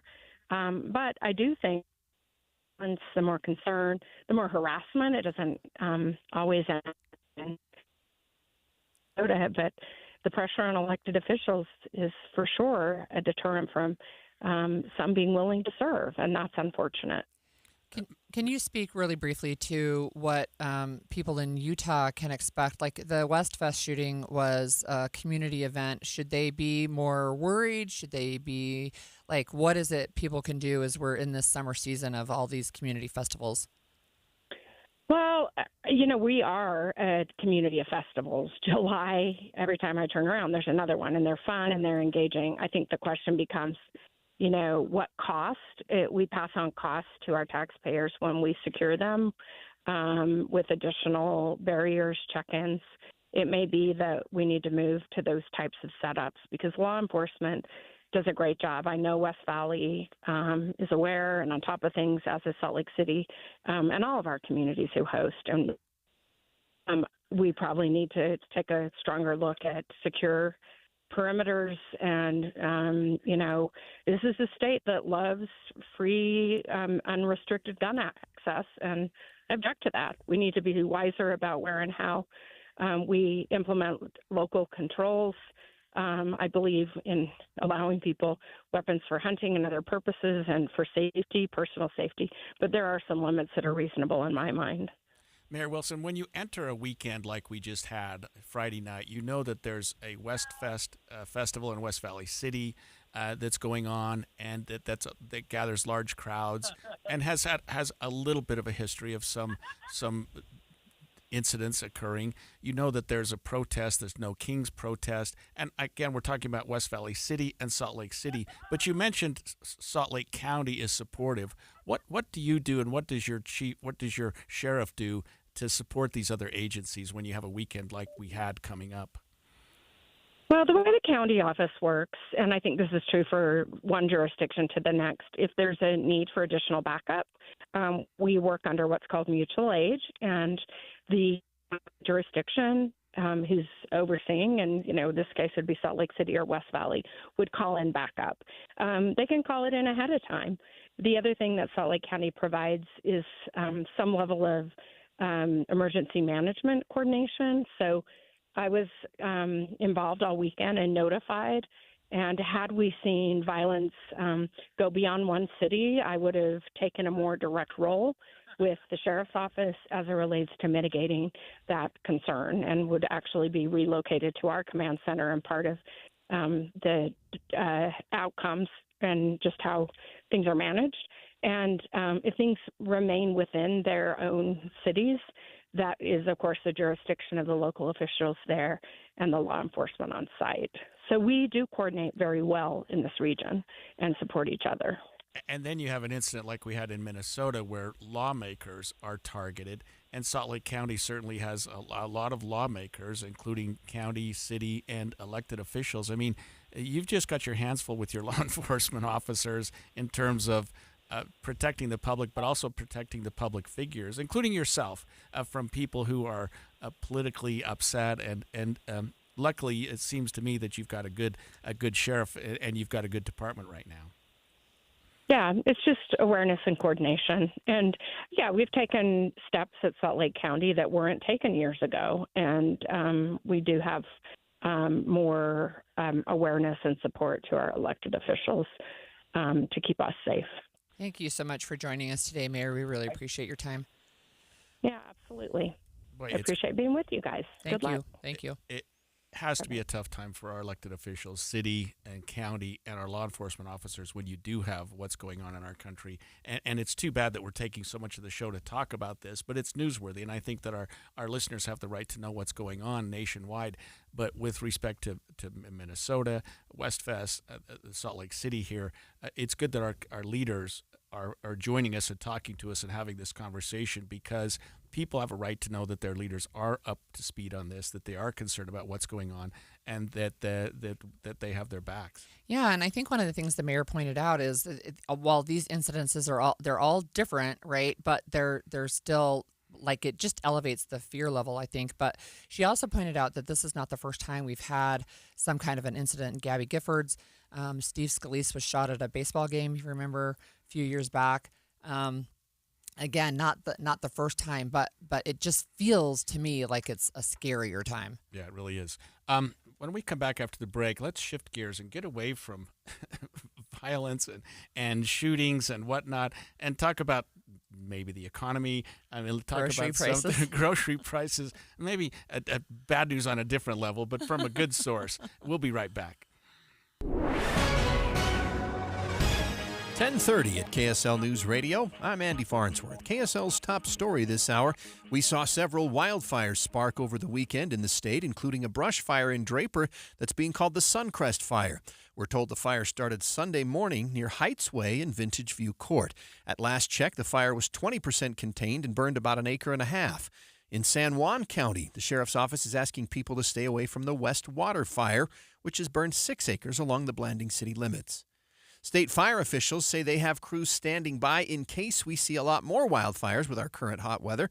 KSL News Radio's Heather Peterson explains. Air tankers, helicopters, interagency partnerships, seasonal firefighters. Those are all resources at the disposal of firefighters on state and federal lands. They gathered last week to say they're prepared if and when wildland fires break out. They said pilots and support staff from all over the U.S. get stationed near Cedar City's air tanker base for 90 days at a time to support the firefighting efforts. The Cedar City Air Tanker Base mainly supports central and southern Utah, but they also support firefighting efforts in Arizona and Nevada. Our top national story this hour from ABC News. Heavy rain and flooding in Appalachia on Sunday killed at least 5 people in West Virginia, including a 3-year-old child. The governor says several more people are still missing. Your money at this moment, the Dow up almost a full percent, 371 points to 42,568. Coming up, a short cool down and then 100 degrees possible. Traffic and weather together is next. KSL News Time 10:31. A reminder about the simplest way to get updated for your day. Hit your KSL preset when you jump in the car, and we'll take care of the rest. Hear key news updates and traffic reports. Andy and Amanda from 5 to 9 in your car. KSL News Radio at 102.7 FM. Looking for reliable home services you can actually count on? I've got just the team for you. Mountain Home Services.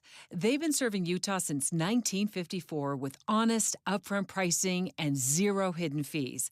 Plus, they back every job with a 100% satisfaction guarantee.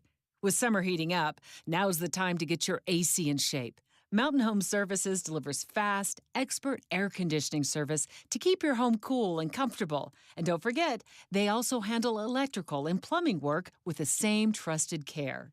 And here's the best part.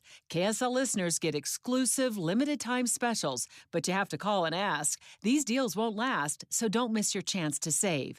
Call 801-543-2222 today and tell them KSL sent you. That's 801-543-2222 or visit mountainhomeservices.com. Get the service you need and the deal you deserve. Attention RVers! In 57 years, Motorsportsland has never had a sale like this before. We've got over 100 new models coming in and our lots are already almost full. We've got to clear out inventory fast, so we've selected over 100 new travel trailers, fifth wheels and toy haulers to sell to you at or below dealer cost. Like our 2024 Encore Venue off-road travel trailer. MSRP at $30,000, normally priced at $25,000, dealer cost at $22,400, and this week only priced to you for below $17,000 with amazing financing options. Or our 2024 28-foot Stealth Toy Hauler fifth wheel. MSRP at $99,330, normally priced at $83,500, this week only $67,743. Save more than ever before on your dream RV. But these deals are disappearing quick, so visit a Motorsportsland RV Center today. Let Motorsportsland help you get away. Motorsportsland.com. If you've got a gas-powered engine, keep it running like new at every fill-up. Stable in-season protection is your engine's preventative medicine, cleaning and protecting the entire fuel system in season. In outdoor power equipment, prevent gum and varnish buildup that could cause a rough or non-running engine. For cars and trucks, increase fuel efficiency and power by removing deposits, ensuring your engine's long-term health. Stable outperforms the competition in independent lab testing. So at every fill-up, start with Stable. You ever try fixing your car and realize you're missing that one part? Yeah, been there. That's why eBay's my go-to. They've got millions of parts, guaranteed to fit. I'm talking brake pads for when yours have seen one too many miles of stop and go. Oil filters, because you don't mess around with your engine care. Even got this cold air intake on my watch list. I might just go for it. To keep the ride cool and your DIY streak hot. Find all the parts you need at prices you'll love. Guaranteed to fit every time. eBay. Things. People. Love. Eligible items only. Exclusions apply. Emergency traffic brought to you by Mountain America's Double Rewards credit card promotion. Let's get an update on that Davis County crash with Michelle Rowe. Still looking at miles of delays. Southbound I-15 starting right about Burton Lane. That is going all the way down to almost 400 north in Bountiful. This is due to debris that was in the road and then it caused a secondary crash. We still have the two right lanes blocked as they're trying to work on getting this serious crash cleared up. So if you can avoid travel or use an alternate, I would highly recommend that. Other than that, I-15 running at posted speeds, as well as the Belt Route and I-80. Michelle Rowe in the KSL Traffic Center. KSL weather, 93 degrees a high today and breezy in Salt Lake City. We stay in the upper 80s on Tuesday, but then we get another warm-up and we'll see triple-digit heat on Thursday. Right now it's 81 degrees and mostly cloudy in Salt Lake City. I'm Andy Farnsworth from the KSL Common Spirit Health Studios. Listen online at kslnewsradio.com. We're Utah's news, traffic, and weather station. The all-new Inside Sources. Your inside access to the people and policies shaping Utah's future. Here are Greg Skordas and Holly Richardson on KSL News Radio. Prices on U.S. goods and services inched up last month for the month of May for an annual inflation rate of 2.4%, according to a Wednesday report from the Department of Labor. That's after hitting a 4-year low in April when there was really hardly any inflation at all. To me, Holly, 2.4% annual inflation is good news. I guess any inflation is bad, but that seems to be a workable, manageable number and one that any president in our history would probably feel okay about. One of the things that's interesting is I think we still haven't seen the total impacts of the tariffs hitting yet, but one area where we do see that inflation and people are feeling it in their pocketbooks is at the grocery store. Right. So I was at the grocery store this weekend, like a lot of people, right? And I was looking at orange juice, and I don't know why, but that cost has gone up so much. It's like, okay, never mind. We're not having that. We can have water. Well, let's bring in our expert, Robert Spendlove, senior economist for Zions Bank, who joins us so often. Robert, thank you so much for being with us this morning. And tell us what you take away from this inflation information we're getting. Well, it's great to be with you. Yeah, so this reminds me of one of my favorite sayings about economists, which is economists have predicted 9 of the past 5 recessions. And, right, you had economists in the last few months saying these tariffs are going to turn into inflation. We're going to see skyrocketing prices. We're going to see all these problems. And I'll tell you, we just haven't seen it yet. And it doesn't mean it's not going to happen, but the economy is so much more complex than we understand, and there's not always a direct cause and effect relationship in a lot of these. So what do you see? What do you see on the horizon for families? Like, is there still so much uncertainty that's impacting decisions that families are making, or what do you see as an economist? Yeah, and just like you said, I was looking at some of the detail of some of these price changes, and it is, I went grocery shopping over the weekend, and I'm looking, and I'm like, peanut butter's up, bananas are up, ice cream is up, roasted coffee is up, canned fruits and vegetables. So it is those items at the grocery store where we did see the bigger increases, but where we saw prices drop. Egg prices are way down compared to where they were a few months ago. Smartphone prices, remember we thought iPhone prices were going to go up. They went down. Interesting. New car prices went down. Airline fares way down. And then, some of those others, milk prices, tomato prices. So we do see some price increases, especially in our region. But it didn't have an impact on the overall inflation rate in May.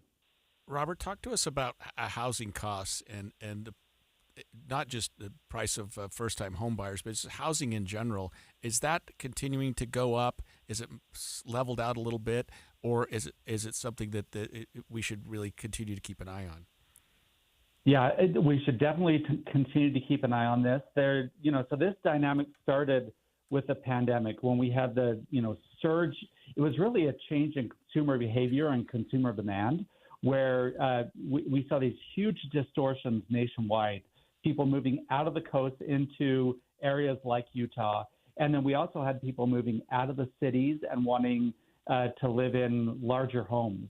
And so we saw this huge distortion and this big increase in home prices. And now we're kind of on the other side of that, where just this morning, the Wall Street Journal had an article about there's 500,000 more sellers than buyers in the housing market. So you'd expect to see home prices coming down, but they've remained kind of sticky. That housing inflation at the national level is about 4%. At our regional level, we actually did see really good slowdown in housing inflation, down to about 1%. But just in the last couple of months, we've started to see that housing inflation moving up a little bit, still at a really good level. It's about 1.6%. So I would say that we're at a good level, but we're trying to find that kind of sweet spot between sellers and buyers in the housing market. By the way, regionally, it was that housing inflation and also service inflation that were one of the big sources of our tick up in inflation in our region. Interesting. So there's a new poll in the Deseret News between the Deseret News and the Hinckley Institute that found that Utahns have mixed feelings about President Trump's approach to inflation. Generally, you can say 50% approve of what he's doing, but of course there's a real partisan divide. 70% of Republicans versus 19% of Democrats actually approve of what his handling of the economy. So from your perspective, both as a former legislator and as an economist, what do you think needs to change, or what do you think is going right with the way the Trump administration is approaching inflation? Yeah, and this is what we've seen in the last few years, where really the economy has been very politicized. And we see that especially in a lot of these consumer attitude surveys, consumer sentiment surveys, where we've seen this high partisanship in these results. We just saw this last Friday in the University of Michigan's Consumer Sentiment Index, where Republicans, and it's really whoever sides with the party in power. So right now we've got a Republican as the president, and so Republicans tend to give him the benefit of the doubt. Last year, 1 year ago, when President Biden was the president, Democrats felt much better about the economy than Republicans, and now it's flipped, where Republicans feel better than Democrats. And to me, it's really a reflection of that partisanship, of that divisiveness that we see throughout society, and about how people feel about the economy. Robert, I want to go back to something you mentioned earlier, and that's the T word, tariffs. You said that they hadn't, if I understood what you said, maybe had the impact on inflation that some people might have expected, and I'm simplifying a little bit. But the threat of tariffs are still out there, and it seems like we're always teetering on. We'll give your country 90 days to get in line. We'll give you 60 days to get in line. We're talking about tariff numbers that seem almost astronomical when you consider 35% or 50% or something like that. Are tariffs still looming as a threat to the economy a little bit? And I know I'm rambling here a bit, and to inflation. Yeah, and that's, I'll tell you, when I talk to business people, to CEOs, to small business people, it's one of their biggest complaints. And, it's this uncertainty where the tariff rate goes up and down as President Trump is negotiating. And, and that's why we saw that high volatility in markets earlier this year. It's because of that high uncertainty. Markets are becoming less sensitive to these changes, but what we know for sure, there's definitely an economic impact of tariffs. So, when you impose a new tax, someone has to pay that. But the question is, who's going to pay that tax? Is it going to be the importer? Is it going to be the producer? Is it going to be the retailer or the consumer? That's what we don't understand. And, where we thought companies would be able to pass along that entire tariff increase onto the consumer, consumer demand has weakened. So consumers are saying, maybe we're not willing to pay those higher prices. If that's true, and if consumer demand is pulling back, then those retailers or those producers have to eat more of that cost, which is what, President Trump has said. Right. And so that's what we're going to find out. Right. Thank you so much for joining us again, Robert. We really appreciate your insight. Next on Inside Sources, we're going to have opinion editor Jay Evenson. He's opinion editor with the Deseret News, and he traveled to Bangladesh. He talked a little bit to us last week, but he's had 4 additional articles, and we get to talk to him about his experience. Join us. KSL offers the best daily newsletter in the state. It's the 3 things you need to know. Every weekday, we deliver quality and relevant content to your inbox. No ads, no spam, just the 3 things you need to know to be informed about the world around you. Subscribe today. Visit KSLNewsRadio.com or text the word inbox to 57500. That's inbox to 57500. Brought to you by Navy Federal Credit Union. Navy Federal offers a home buyer's choice loan that can open the door to affordable home ownership because their home buyer's choice loan has no down payment options available, which means you don't need to wait years to save. Plus, you may be able to lower your rate in the future without refinancing with our no refi rate drop.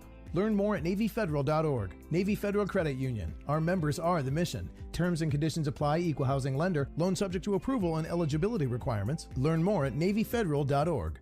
This message comes from Viking, committed to exploring the world in comfort. Journey through the heart of Europe on an elegant Viking longship with thoughtful service, destination-focused dining, and cultural enrichment on board and on shore. With small ships that bring travelers closer to the destination, there's more time to explore. And every Viking voyage is all-inclusive, with no children and no casinos. Discover more at Viking.com. If you've got a gas-powered engine, keep it running like new at every fill-up. Stable in-season protection is your engine's preventative medicine, cleaning and protecting the entire fuel system in season. In outdoor power equipment, prevent gum and varnish buildup that could cause a rough or non-running engine. For cars and trucks, increase fuel efficiency and power by removing deposits, ensuring your engine's long-term health. Stable outperforms the competition in independent lab testing. So at every fill-up, start with Stable.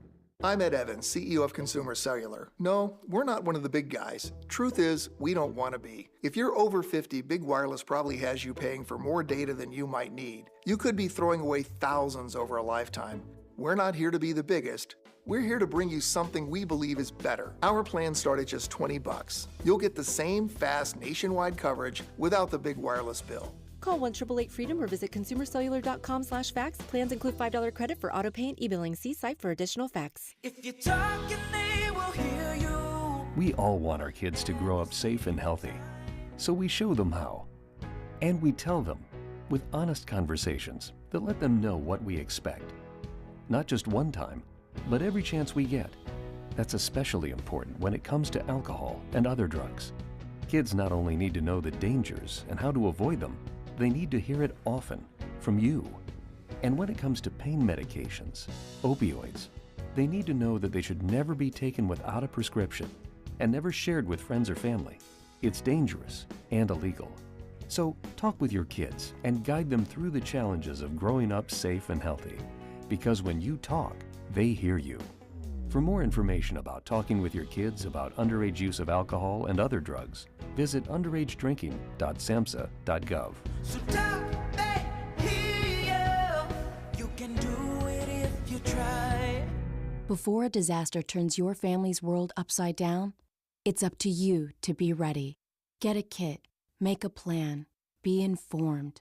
Learn how at www.ready.gov. Brought to you by the Federal Emergency Management Agency and the Ad Council. Getting help with electrical repairs is easier than you think. All you have to do is call Any Hour Services or schedule an appointment at anyhourservices.com. No one helps more homeowners than Any Hour Services. Mom and Dad used to argue about everything, especially about Dad's drinking. My family went from totally crazy to quiet, calm, and even peaceful when Mom started going to Al-Anon family groups. I wanted a better relationship with Dad, so I asked Mom if she would take me to her Al-Anon meetings or to Alateen.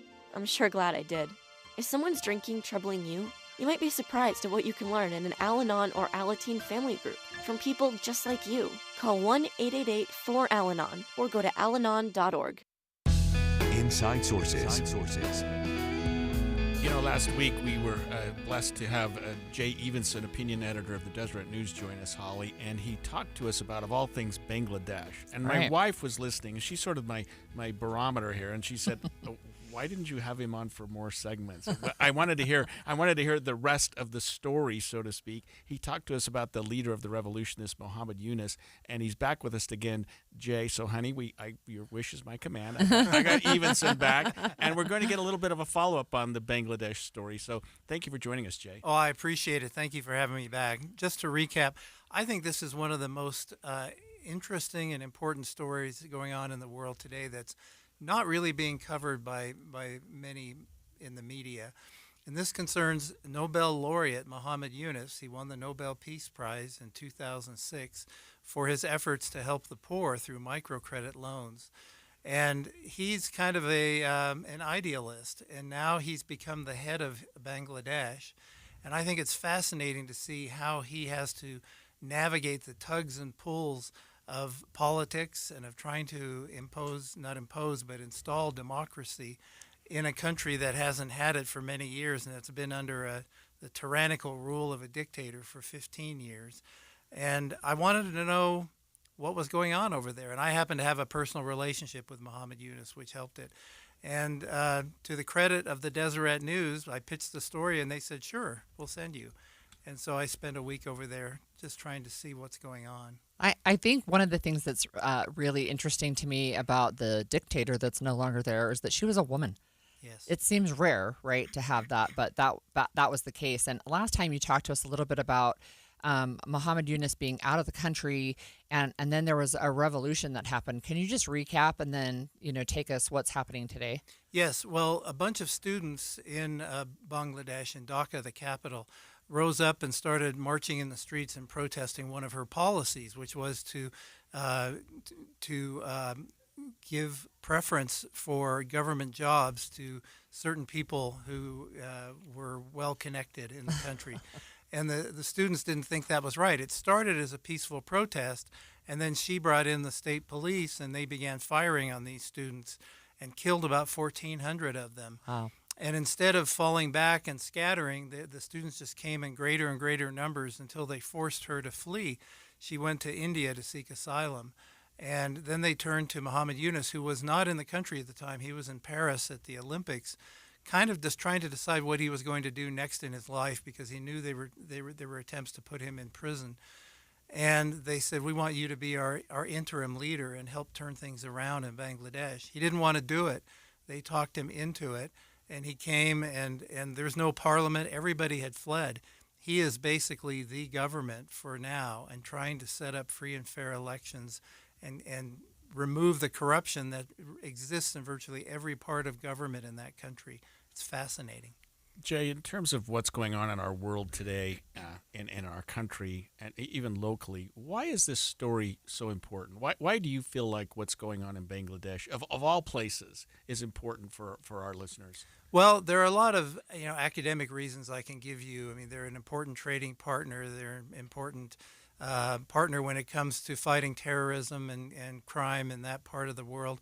But really, to me, this has to do with the triumph of democracy and basic human rights.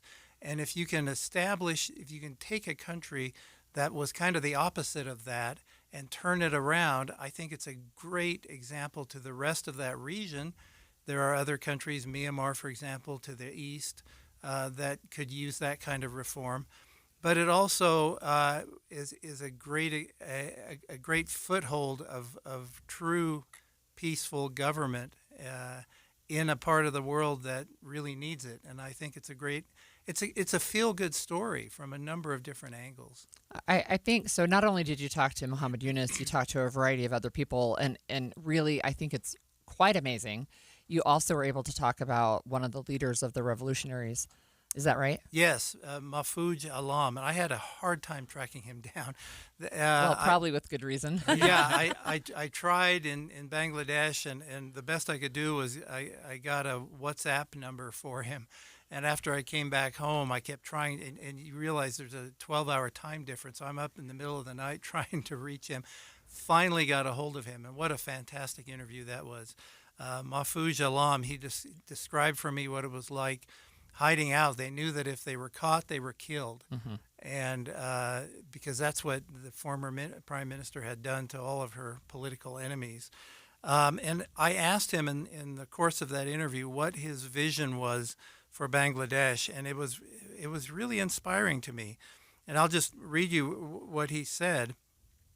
He envisions that Dhaka, the capital city, will be a place where religions, cultures, and civilizations can coexist and form the foundation of a state unique in the region where ideas can blossom and grow. He told me, I hope that Bangladesh will be a country which will have educated and skilled workers and institutions free of corruption, a place where resources are used wisely. It will have a say in global platforms. This is our hope.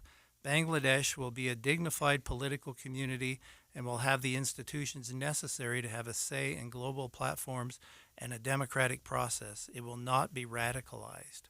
And I thought, wow, what a wonderful, broad, and expansive vision for the future of his country. And I talked to other people while I was there, other politicians in different political parties, who had a similar vision. They didn't articulate it quite the same way that he did. But I left there feeling a great sense of hope that these people, if allowed, could create something really special in the middle of South Asia on this Bengal Sea. And it's something that I'm really interested in watching in the future.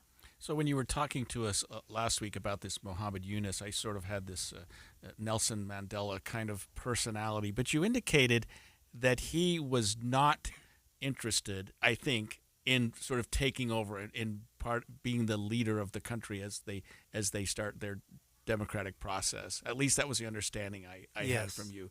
So is it this people like this Mahfouz Alam? Is that the future, or what do you think? What do you see as the future of that country? While I was there, Mahfouz Alam, and one of the reasons it was so hard to get a hold of him is that he and his compatriots were starting up a new political party with a lot of these ideals, and so yes, I do think they are laying the foundation for a new Bangladesh. There are a lot of competing factors. There's the Bangladesh Nationalist Party, which is the biggest party, and they have kind of a history of corruption as well. There's the Awami League, which was in league with the former prime minister, and they want to take power. There are Islamic extremists who want to impose Sharia law and want to take advantage of any power or weakness that they see. So there are a lot of competing factors. The story isn't written yet. It's not finished. But I think people like Mahfouz Alam are hoping, since they were the leaders of the revolution, that the people will rally behind them and they will be able to impose some of the reforms that are needed. What is the economy like there right now? Has it improved over the course of having this bad dictator out of power and out of corruption, and sort of maybe opening up things for the people to increase their own personal wealth? The economy of Bangladesh has been on the upswing for several years now, despite the former ruler. They are very worried about tariffs because the Trump administration wants to impose a 37% tariff. They provide a lot of the garments, a lot of the cheap clothing, T-shirts and that type of thing that we wear here in the United States. They know our market very well. They have over 4,000 garment factories. So if you impose tariffs, it could really damage their economy and hurt that industry. And there's some talk of Mohammed Yunus turning to China as more of a trading partner than the United States if that were to happen. So a lot of uncertainties, but things are on the upswing there. Still a very poor country, but I sensed a great deal of optimism while I was there. Remind us how many people live there and when Mohammed Yunus is anticipating the elections will actually occur. There are 171.5 million people, and it's a country about the size of Iowa. Mohammed Yunus has called for elections in April of 26. And I've been reading every day, and there are some, you have to be very careful which news sources you trust that are writing because they're connected with political parties. But some are saying that he's looking to maybe move that up to February. It's difficult because they don't have reliable voter rolls, and it's hard to organize a real multi-party election. But that's what he's talking about, sometime by spring of 2026. Yeah. Thank you for joining us again, Jay, and we'll see you next Monday, if not sooner, I hope. Absolutely. Thank you for having me. Stay with us.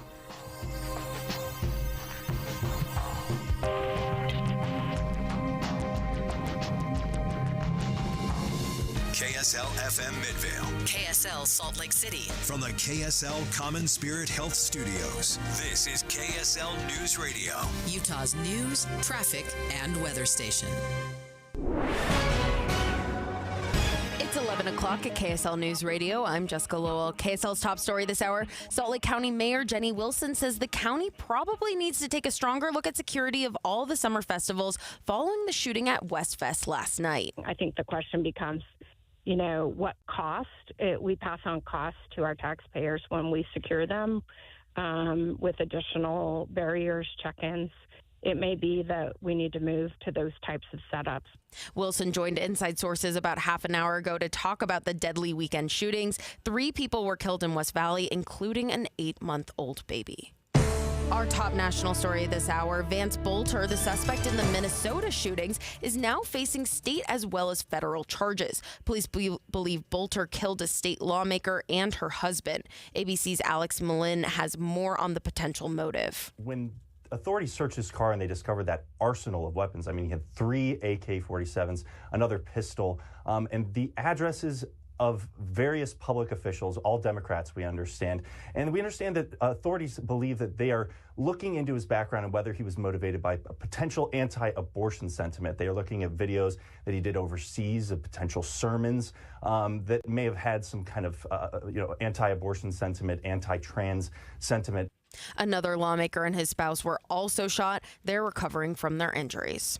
And your money at this moment, the Dow is up 355 points. Coming up, more hot days in the forecast. KSL weather is next. KSL News Time, 11:02.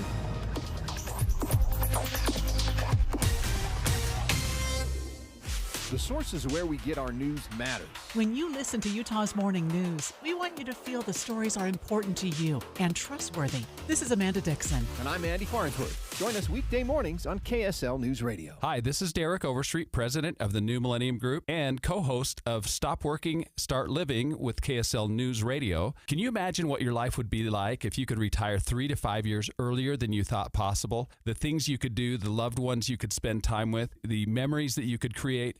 That's what our team at the New Millennium Group does. We'll walk you through the entire process every step of the way. If you'd like to get a copy of the 5-step proprietary plan that will help you retire 3 to 5 years sooner than you thought possible, give us a shout right now. 888-999-6370. That's 888-999-6370 or utahsfinancialplanner.com.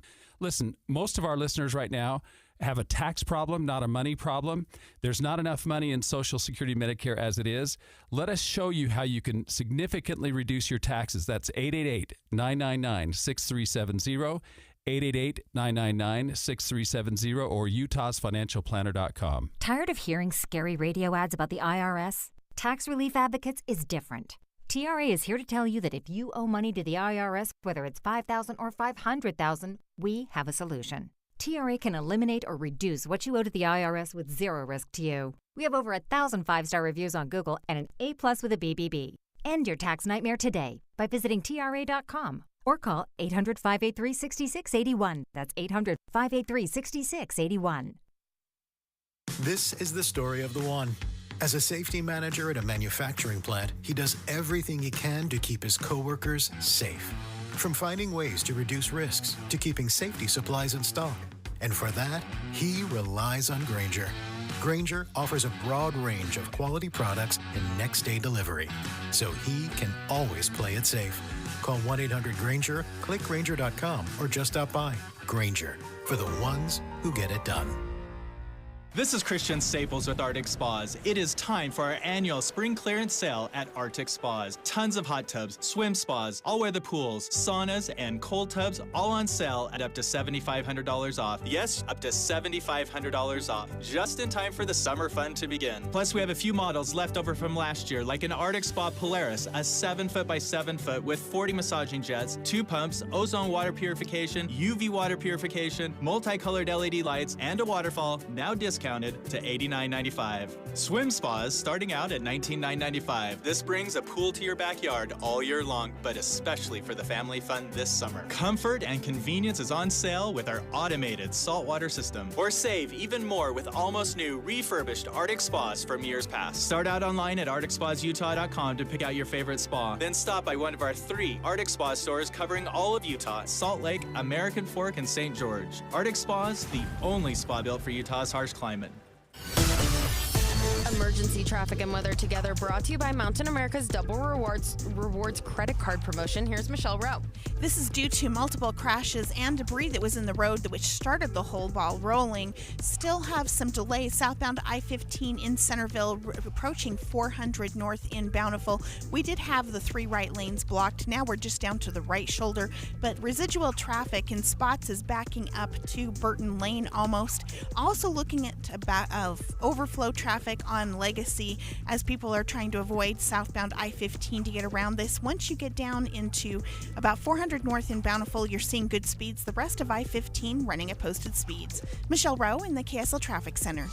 Stronger winds today in central and southern Utah this afternoon. Cooler weather moves in tomorrow, where we'll see highs in the 80s. Right now it's 81 degrees and mostly cloudy. I'm Jessica Lowe from the KSL Common Spirit Health Studios. Listen online at kslnewsradio.com, we're Utah's news, traffic, and weather station.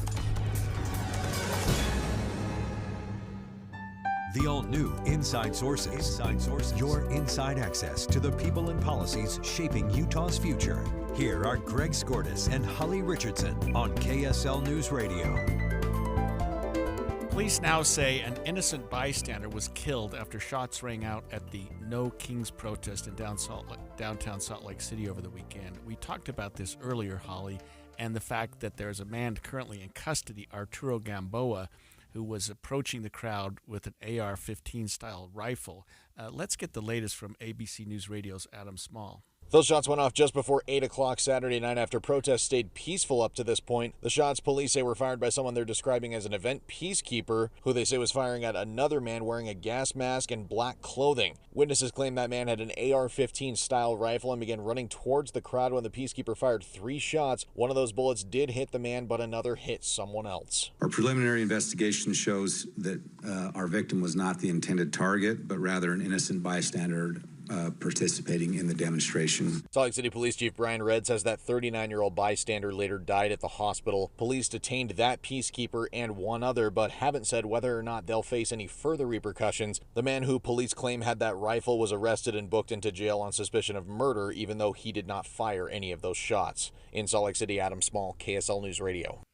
That really is my question. I mean, he Right. brought it up. So the peacekeeper who fired the shots that actually resulted in the death is, so at least to this point, not facing charges. But the man who had the assault rifle, who didn't actually fire a shot, he's facing murder charges. Can you break that down for me? Yeah, that's a hard one. And that's something my phone was ringing off the hook last night from individuals and media who were wondering who's ultimately responsible for this. So if you understand the cases, as I think I do, there's a man named Arturo Gamboa who had an AR-15 style rifle, and he's also wearing dark clothes and sort of covering up his face.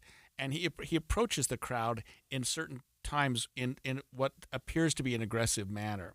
Now, he doesn't fire his weapon. He doesn't hurt anybody that we know of, and certainly didn't cause the death that we're about to talk about here. But there are a group of individuals, and I really am trying to find out from Salt Lake City what their role was, but they were called the Peacekeepers. And from all the pictures we see, they are a group of, all of them that I've seen so far are men. They're wearing these bright yellow vests, and they're carrying sidearms. They're carrying handguns. While one of them sees this Gamboa approach the crowd with his AR-15, he starts firing on Gamboa and hits him. We heard from one of our guests earlier that they saw Gamboa had some minor injuries to him from a gunshot wound, and fires 3 shots into the crowd, ultimately killing this Arthur Folasa Alu, a completely innocent man, and by all accounts, a wonderful man. Right. I mean, he's got this beautiful family. He's involved with fashion designer, member of the Polynesian community, right, someone an active member. And he's killed.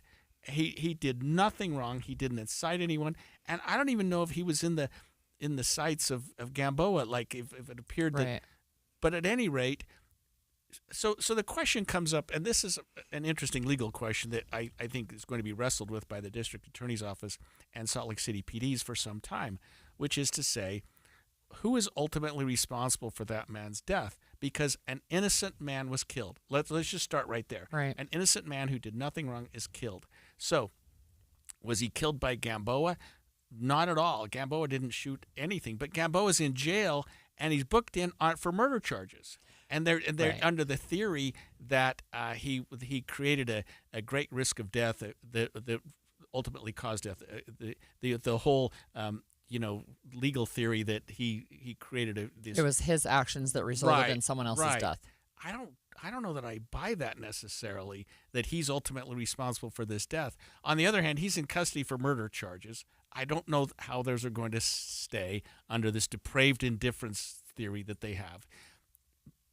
But a peacekeeper sees this, and so the second question is, what defines murder? The second question is, what defines self-defense? And self-defense, Holly, includes defense of others. So if you see someone approaching you with a gun, and you can take measures to protect yourself, including using deadly force.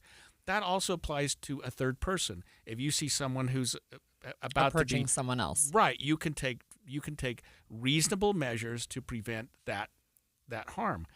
But is it reasonable? And again, other people will decide this, not Greg Skordas.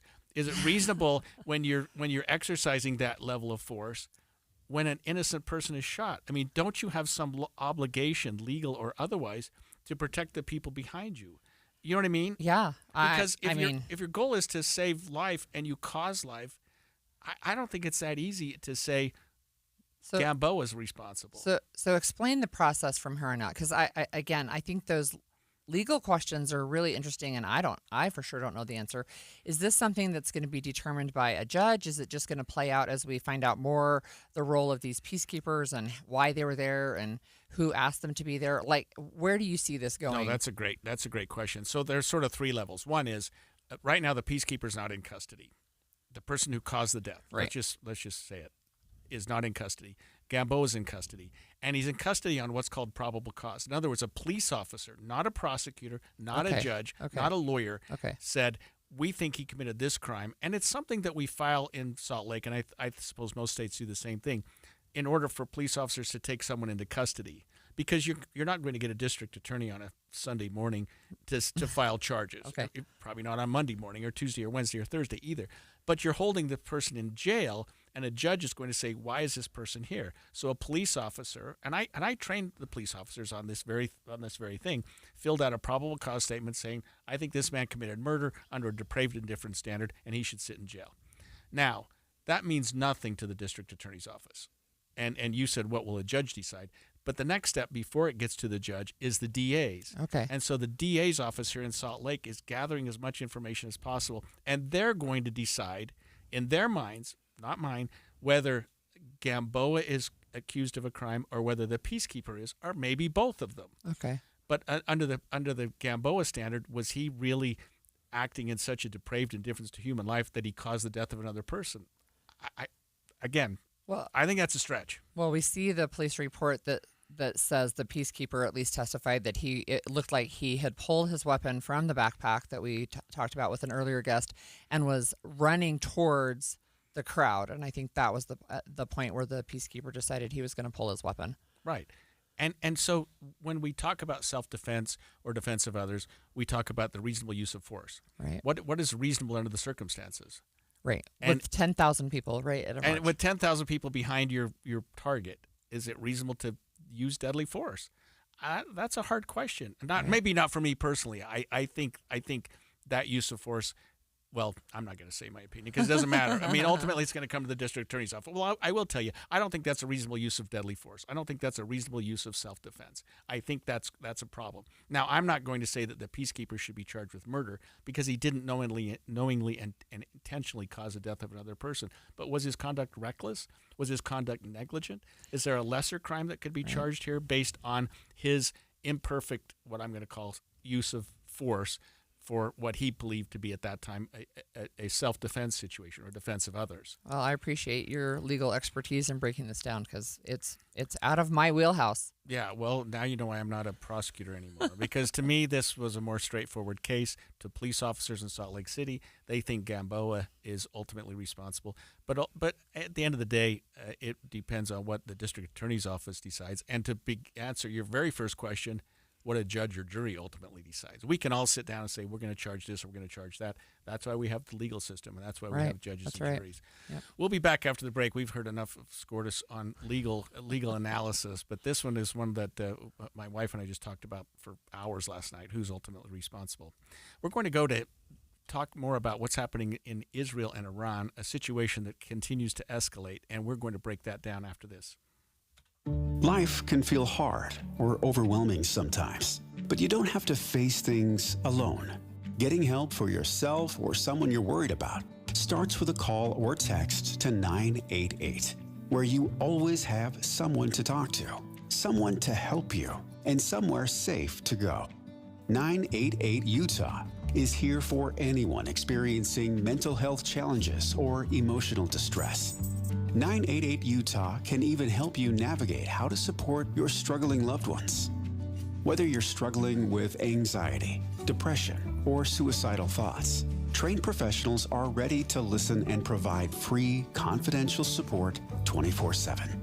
Utah, don't hesitate to call or text 988 for you or someone you care about. The caring staff at 988 Utah can connect you to the right resources. Learn more at 988.utah.gov. Emergency traffic brought to you together by Mountain America's Double Rewards credit card promotion. Still looking at big delays southbound I-15 if you're trying to make your way into town from up north. We've had a series of crashes. Started with some debris that was in the road. You're going to see the delays just approaching the Farmington split, and that is where we still have the leftovers of the several car crash that is just prior to 400 North in Bountiful. The last semi-tractor trailer is off to the right shoulder, but it is still causing some delays as people are going through that area. Once you get to 400 North in Centerville Bountiful area, you're going to see good speeds all the way down into the city and beyond. The rest of I-15 running at good speeds. Michelle Rowe in the KSL Traffic Center. Attention RVers! In 57 years, Motorsportsland has never had a sale like this before. We've got over 100 new models coming in and our lots are already almost full. We've got to clear out inventory fast, so we've selected over 100 new travel trailers, fifth wheels, and toy haulers to sell to you at or below dealer cost. Like our 2024 Encore Venue off-road travel trailer, MSRP at $30,000, normally priced at $25,000, dealer cost at $22,400, and this week only priced to you for below $17,000 with amazing financing options. Or our 2024 28-foot Stealth toy hauler fifth wheel, MSRP at $99,330, normally priced at $83,500, this week only $67,743. Save more than ever before on your dream RV. But these deals are disappearing quick, so visit a Motorsportsland RV Center today. Let Motorsportsland help you get away. Motorsportsland.com. Hey, it's Mike Rohn. If I have a choice, I like to do business with companies that actually stand for something. That's why I switched from Verizon to Pure Talk. No offense to Verizon, I'm sure they stand for something. I just don't know what it is. Pure Talk, on the other hand, is a veteran-owned company that supports our military in a big way, and I appreciate that. Yeah, I also appreciate unlimited talk and text and plenty of data for half the cost of the big guys, and I do like being on America's most dependable 5G network for just $20 a month. But what I really appreciate is no contract, no cancellation fees, and Pure Talk's commitment to handle all their customer service in this country. I saw it for myself. I went to Georgia, I got a tour of their headquarters, I met their CEO, and I talked to the same customer service folks that you'll talk to when you dial pound 250 and say keyword micro. Switch today and save 50% off your first month when you dial pound 250 and say keyword micro. Pure Talk, a wireless company that actually stands for something. Hi, it's Tori DeVito. In every family, small conversations can make a big impact. I grew up on tour with my parents. Kind of different, but we bonded over music just like other families do over sports, camping, or other interests. And we talked. Little everyday conversations from silly to serious that built a foundation over time. Honest conversations, like when my dad shared his experiences as an alcoholic. Your honesty about that part of your life gave me a sense of integrity that I wanted to uphold in my own life. And I was so grateful that you and Mom had become these sober, stable people who were always there for me. I wanted you to know from someone who's been in recovery more than 30 years now that hard work is what creates success, not alcohol or other drugs, whether it's music or anything else. I said it a lot, and I'm glad you took it to heart. Talk, they hear you. For more information about talking with your kids about underage use of alcohol and other drugs, visit underagedrinking.samhsa.gov. Any Hour Services can make sure your AC keeps you cool this summer. Whether you need a tune-up, repair, or just a second opinion about replacing it, call Any Hour Services or visit anyhourservices.com. And expanded Inside Sources. Inside Sources. So, Greg, we're pivoting again and staying local, a little more local. So we're learning a lot more about the man who was shot and later died at the No Kings protest march in Salt Lake City on Saturday night. KSL TV's Shelby Lofton spoke to friends of Afa Alu, who says he was a talented fashion designer and a beloved member of the Pacific Islander community here in Utah.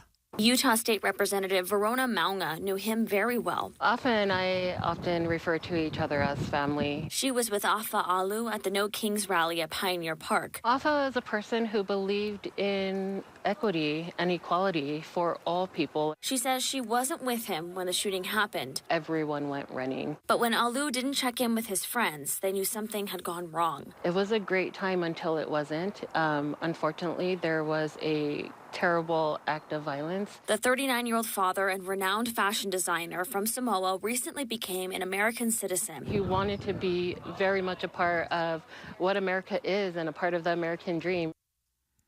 So Afa leaves behind a wife and 2 children, and the community has been rallying behind them. And there's a GoFundMe account to help with funeral expenses, But we wanted to talk some more about the person who is the victim. We spend a lot of time, sometimes too much time, it feels like, talking about perpetrators and not as much time talking about victims of these crimes. Yeah, and this was, by all accounts, a very remarkable man.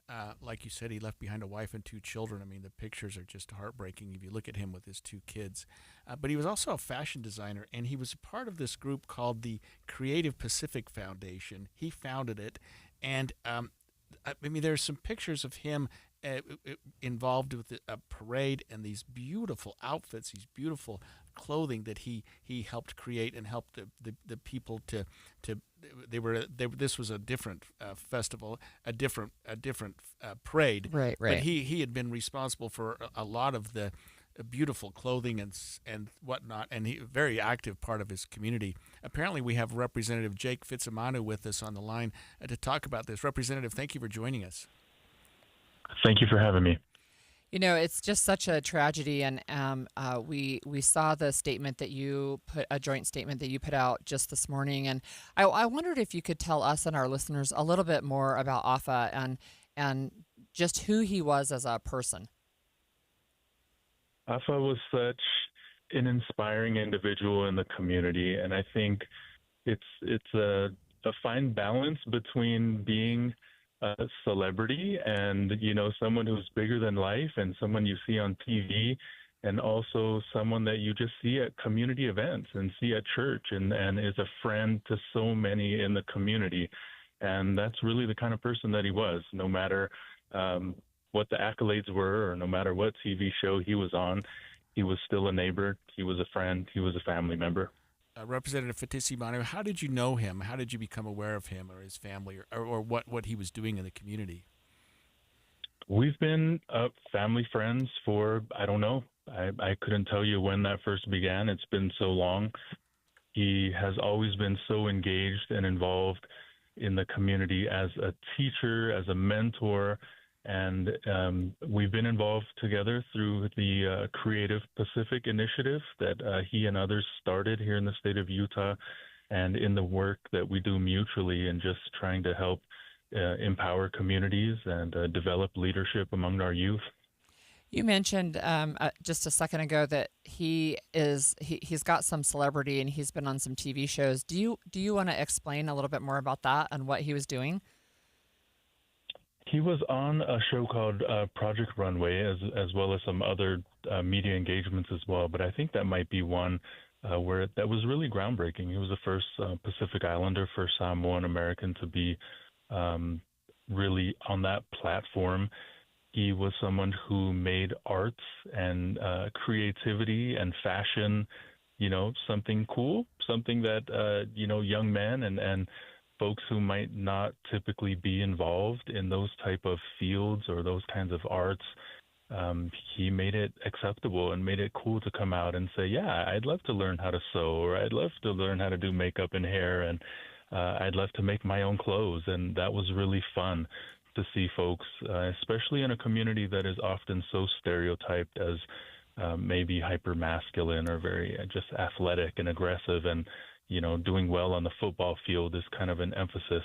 And so he was someone who was willing to break the mold and bring others along with him and really open up horizons for people in the community to look at other career fields and to look at other interests. And what can you tell our listeners about this foundation, this group that he was involved with, apparently that you were both involved with? Sure. Creative Pacific has been hosting workshops and conferences, sewing classes, all kinds of different engagements to really meet people where they're at and to expose folks who want to get involved in creative pursuits and the arts.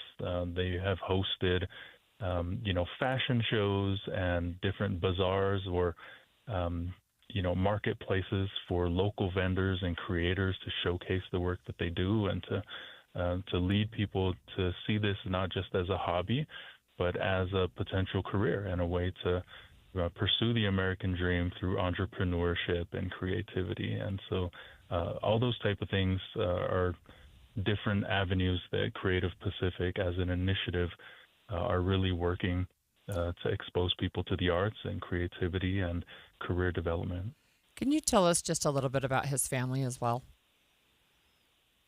Sure. You know, I would never want to get ahead of or speak on behalf of his wife Laura and 2 kids, but really a family that was so visible because they were so involved. And so pretty much every event that he was invited to speak as a keynote speaker or to present a workshop or to be in community, we always saw him bring his family with him, and his family was always so supportive and always there in community. And I know what that's like to have young kids and to be involved in community things. That can be super taxing, and that is an effort to get folks loaded up in the car and to be running to here and there.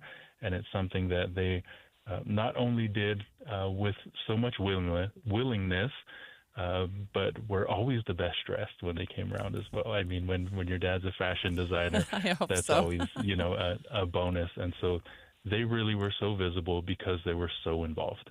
And you mentioned he's a fashion designer. This man was an artist. I mean, he was such a creative member of our community. What can you tell us about his fashion design? What kind of look did he like? What was he about? I think, and I'm speaking especially from on behalf of maybe, or from the perspective of my wife and my sisters, who just loved his designs and would have loved to, walk the runway with anything that he had designed, whether it was a hat or a frock or, a ball gown. He was able to take these, I guess, contemporary, I don't have the language because I'm not as creative as other people are, but he was able to insert and, I guess, ground, his designs were grounded in his identity as a Pacific Islander American, and also be able to showcase this in a mainstream fashion or, a high fashion kind of a perspective. And so I guess I would say that his style, you could look at it and say, yep, that's Afa. And even though I don't have the words to describe what that means, he was able to insert himself, his community, and his identity in the art that he was creating. Yeah, thank you so much for joining us, Representative Fatisi Manu, and sharing more about the victim and this shooting that happened at the No Kings protest on Saturday. We really appreciate it. It's important discussion. Holly, we don't spend enough time when we talk about these tragic events talking about the victim. And there was a man here, a father, killed just the day before Father's Day, and beautiful kids, beautiful wife, and a talented fashion designer. I mean, he added so much to the community, involved with the Pacific Islander community. I mean, he'll be sorely missed, and let's hope that he is not forgotten. Certainly, with people like Representative Fatisi Manu on board and others from the community, this man will have a legacy that will continue for a long time. We'll come back right after the break with more updated news on a story that we covered earlier in the show. 11:30 at KSL News Radio. I'm Claire Scott. KSL's top story this hour. A 16-year-old accused of killing 3 people at Westfest Sunday night will likely face adult charges, according to KSL legal analyst and host of Inside Sources, Greg Skordas. If the Salt Lake District Attorney's Office chooses to, and they almost certainly will, they can charge him and have him go into the adult system. The juvenile court judge would decide whether or not he should be brought into the adult system, but a triple homicide you would expect would. Skordas says under Utah law, anyone under 18 cannot face the death penalty, even if he's tried as an adult. Our top national story this hour from ABC News. A judge has extended the block on the Trump administration's plan to ban Harvard from accepting international students. ABC's Stephen Portnoy has the latest on the hearing this morning in Boston. The hearing saw a lawyer for the Trump administration arguing that Harvard can't be trusted, that the school isn't properly monitoring its students or sufficiently cracking down on anti-Semitism. Harvard's lawyer said the vetting of visa holders is the government's responsibility, and he argued the university is being retaliated against for not bending to the administration's far-reaching demands. Judge Allison Burroughs has extended her temporary restraining order, which had been set to expire this coming Thursday, until next Monday, while she considers whether to impose a longer-lasting injunction. Again, that was ABC's Stephen Portnoy reporting. Your money at this moment, the Dow is up 415 points. The S&P is up 65. And coming up, a little bit of breeze. KSL Weather's next KSL News Time, 11:31.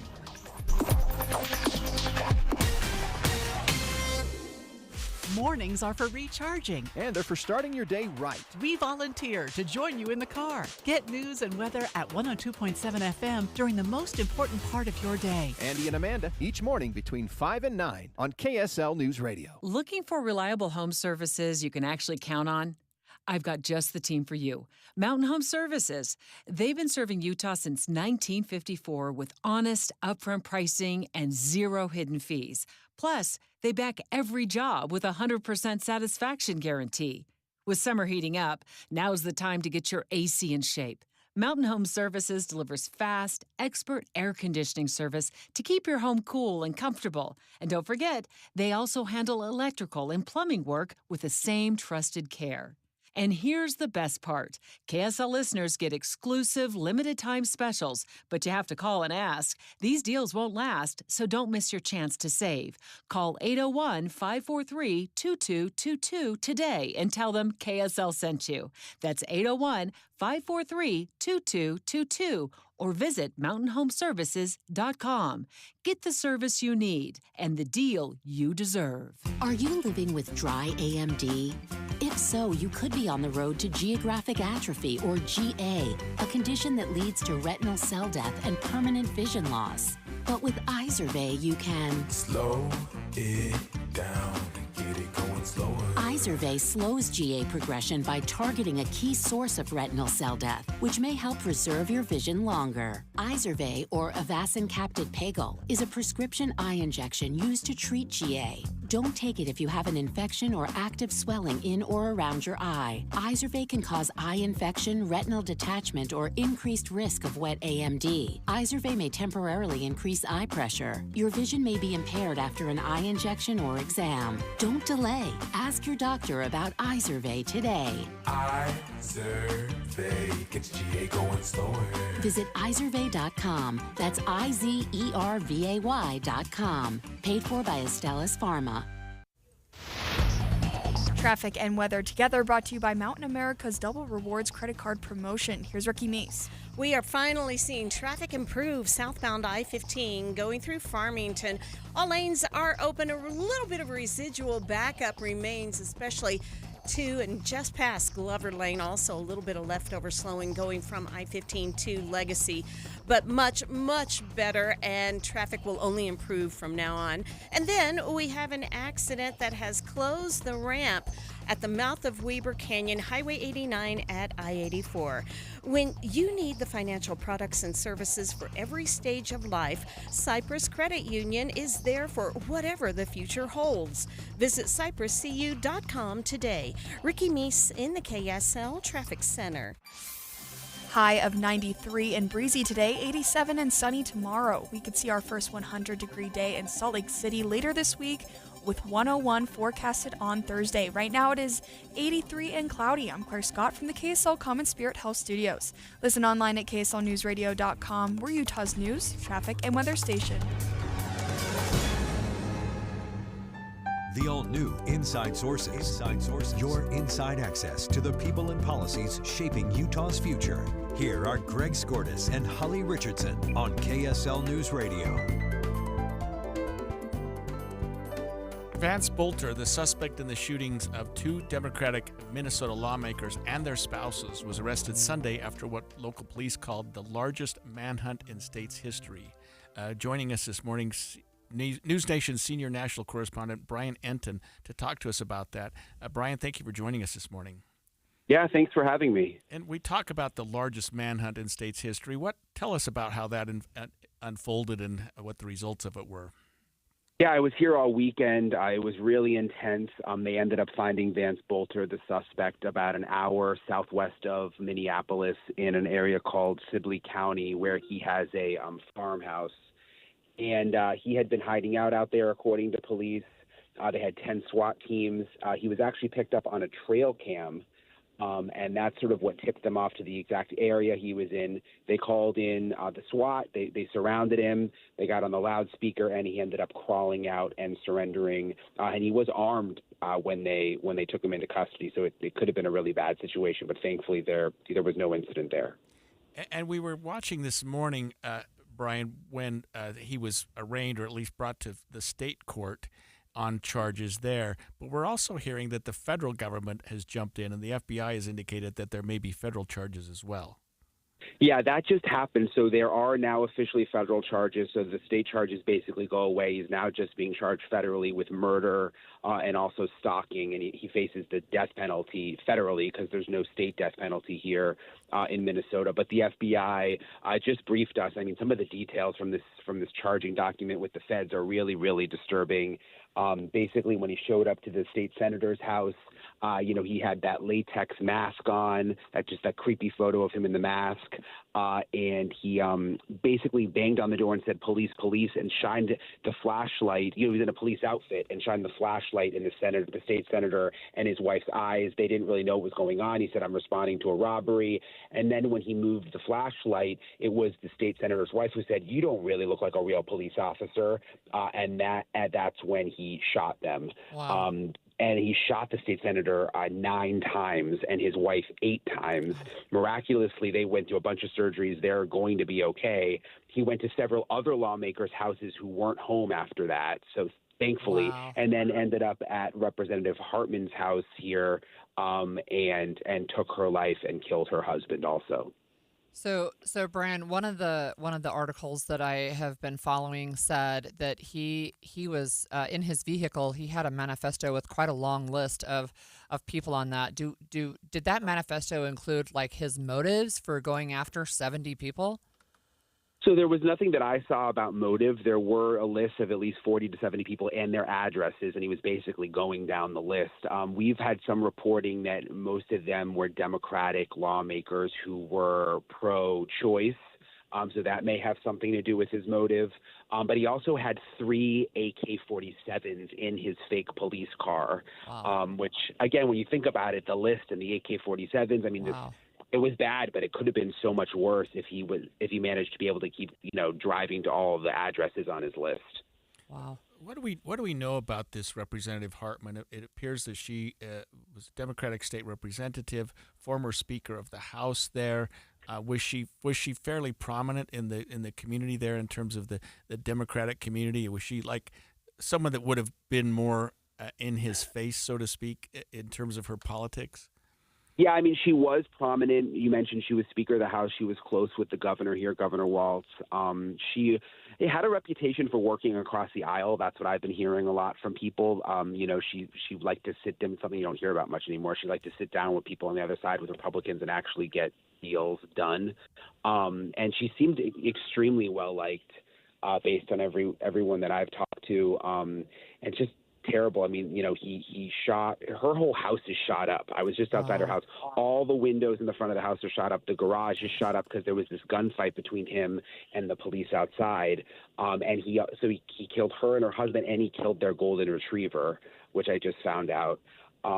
Everybody's just heartbroken for that family. Oh, it's just terrible. I had a question about the manhunt. You said that he crawled out and he was armed. Do you know why? Like, why was he crawling? So I think what happened is when they had him, basically I was out there last night, the sun went down, and that's when they got him on the trail cam. And there was also infrared. So they figured out exactly where he was. And there were so many SWAT officers out there. They surrounded him. And then they got on the loudspeaker and basically said, like, we know where you are. And so they had him crawl. That was something they were telling him to do, sort of like to make sure that he wasn't going to do anything with the gun or, pop up or anything like that. But there was a shootout at the Hartman house that somehow he managed to get away from. Do we know anything about that? There was, yeah. So there was the shootout with police. They didn't hit him, obviously. And he got away. But there's all these details coming out today about these other stops that he made. Basically, after the State Senator Hoffman and his wife were shot, police started to realize that other lawmakers might be targeted, and so they started responding to other lawmakers' homes in the area.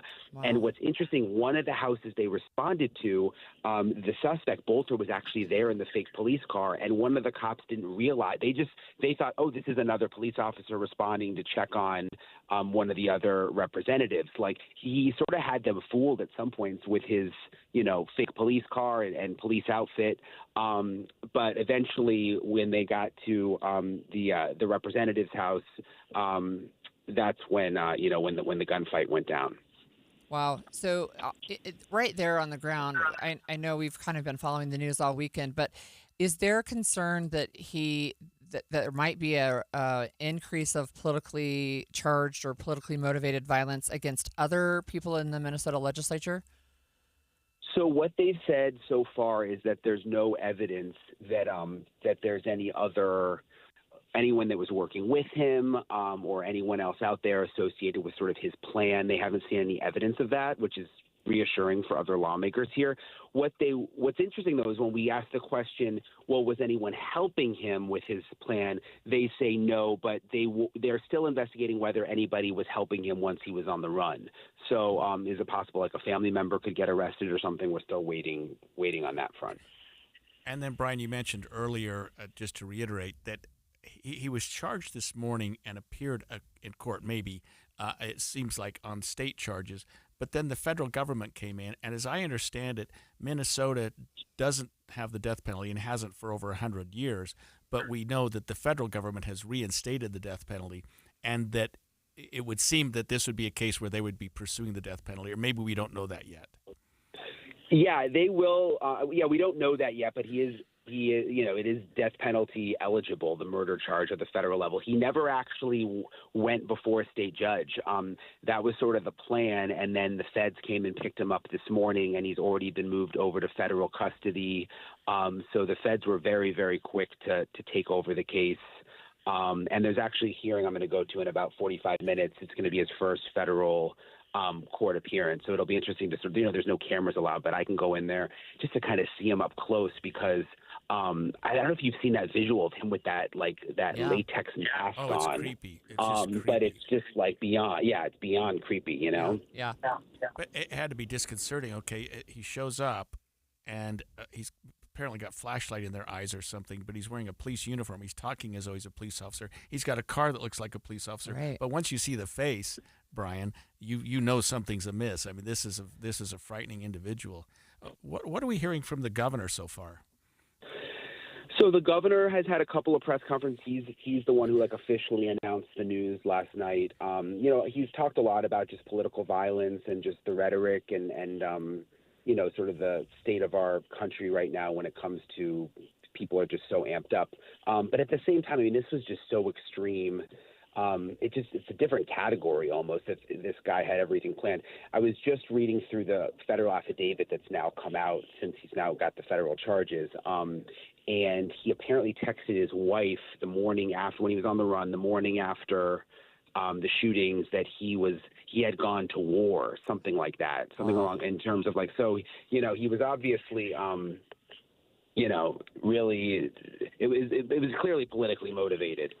Wow. Thank you so much for joining us, Brian. We've been speaking with Brian Enton, News Nation senior national correspondent. Interesting case. We'll follow that closely. State charges initially went to federal charges. No surprise there. The federal government has the death penalty, and that may be why they shifted gears. We'll be right back. I am not a rich woman, but I feel like a rich woman every time I go in my closet. The best, hands down, present I've ever received was my husband secretly redid my closet with Closets by Design. So now when I go in there aren't all these shoes just junked on the floor. They're neatly sitting on their shelves. And my necklaces are hanging on their individual hooks, and earrings are in their little squares in this soft drawer that pulls out. It's just gorgeous. In fact, he saw how much I loved it. He had Closets by Design redo the garage. So now all the stuff, the tools, the toys, the junk is all in cabinets. When you open our garage door, you see cars. That's it. It's amazing. The things that Closets by Design can do, and it's going to save you money right now because you get up to 40% off plus an additional 15% off with 18-month financing. You can do so much with your closet, much more than you realize, with this wonderful Utah company, Closets by Design. Find out more at 1-800-BY-DESIGN or closetsbydesign.com. Sign up for KSL Text Alerts. Get breaking news and traffic updates by texting the word news to 57500. Want access to exclusive contests? Text contest to 57500. Jazz fans, text the word jazz for breaking jazz updates. And Cougar fans, text BYU to 57500 for the latest on the Cougars. Message and data rates may apply. Everybody knows that exterior remodeling salespeople are all about the high-pressure sell. Am I right? Windows, siding, gutters, those suckers are going to twist your arm and get you to buy, or they won't leave your house at night. Tim Jr. here from RGS Exteriors, and I want you to know we don't have high-pressure sells. In fact, we don't even have salespeople. Nope, we have estimators. That's a huge difference. Estimators are trained to look at the entire scope of the project, to see and know if there are any problems, like rotten wood, wood-borne insects, or construction issues specific to your house or your neighbors. Salespeople are more concerned about playing those silly price games. Buy one, get one free, sign today and get 40% off, as if they didn't just jack the price up to give you a fake discount. RGS Exteriors estimators are going to give you a great quote. No games, no tricks, no nonsense. Call RGS Exteriors to quote your exterior project. Our number is 801-280-3110 or visit us at rgsutah.com. That's rgsutah.com. Hey, Green Gobbler here. So you've got a clogged drain in your bathroom. Water in the sink's overstaying its welcome. You're spitting today's toothpaste on top of yesterday's toothpaste. You hope that it go away. Yeah, clogs don't just go away. I make them go away. I'm Green Gobbler, the only clog dissolver you need. I'm bleach-free, safe for your pipes, and I work. Guaranteed or your money back. Because I never met a clog that was gonna unclog itself. Green Gobbler. Let the gobbler get it. Get in the zone, AutoZone. Jane has 150,000 miles on her truck. And she's proud of that. Jane's secret? AutoZone, where friendly AutoZoners help her find the right parts. Jane's brother Josh only cares that his car starts and goes. But when it doesn't, he also goes to AutoZone, where friendly AutoZoners help with free services. No hassles, just help. Everything you need, nothing you don't. Get in the zone, AutoZone. Restrictions apply. All the cool kids and their parents are listening to Teen Talk with Jocelyn Osmond. Have you ever wondered what goes on inside the mind of a teenager?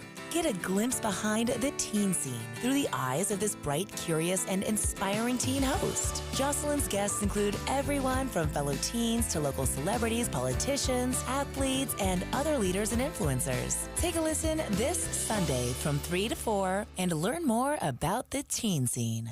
This is Derek Miller speaking on business. Since its founding in 1997, Smart Resources has helped businesses save money and operate more efficiently. They offer smart staffing, on-site support, and customized workforce solutions to help companies retain great employees. Director of Innovation, Joe Hempel, joins us with more. Smart Resources started as a fast-growing third-party logistics company and faced many of the same growing pains businesses experience today.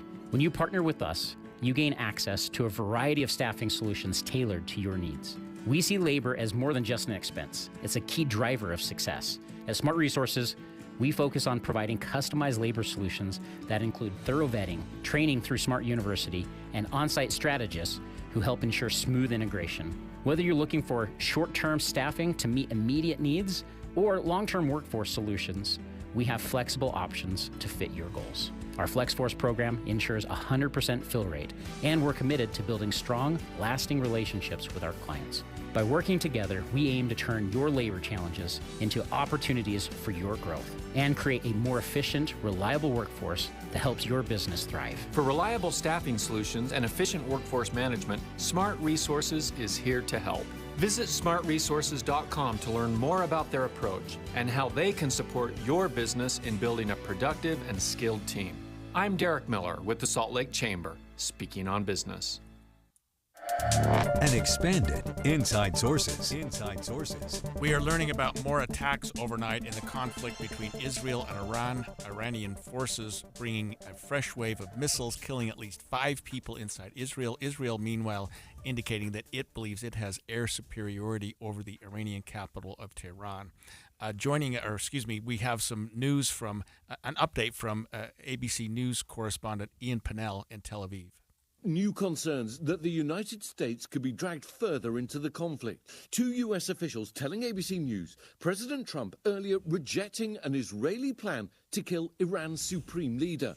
The president hopeful for peace, but saying this conflict may be necessary. Well, I hope there's going to be a deal. I think it's time for a deal, and we'll see what happens, but sometimes they have to fight it out. From Tehran to Tel Aviv, civilians now increasingly caught in the crossfire of a conflict that shows no sign of easing. So I think one of the things that President Trump teased was the no sign of a deal right now, at least. And one of the issues that people are looking at is this nuclear deal. We're just about ready to sit down and talk about it. Well, Iran, as you might expect, has said there will be no discussions on proliferation for nuclear weapons while we're being attacked. Yeah, and that makes Israel's timing of this so odd because it was literally the eve of the Iran nuclear conversation. I think we had a delegation ready to go to Turkey or wherever they were going to do the negotiations, but everything was put on hold. Iranian officials are really upset at the United States, believing and saying that there's no way Israel did this in a vacuum, and they must have had the blessing or at least the support of the United States before they went and did that huge attack the other day. It does look like that we had inside knowledge right before it happened, and President Trump said he told them, no, you cannot take out the supreme leader. Otherwise, I think I probably would have done that, right? Right. So there's been some kind of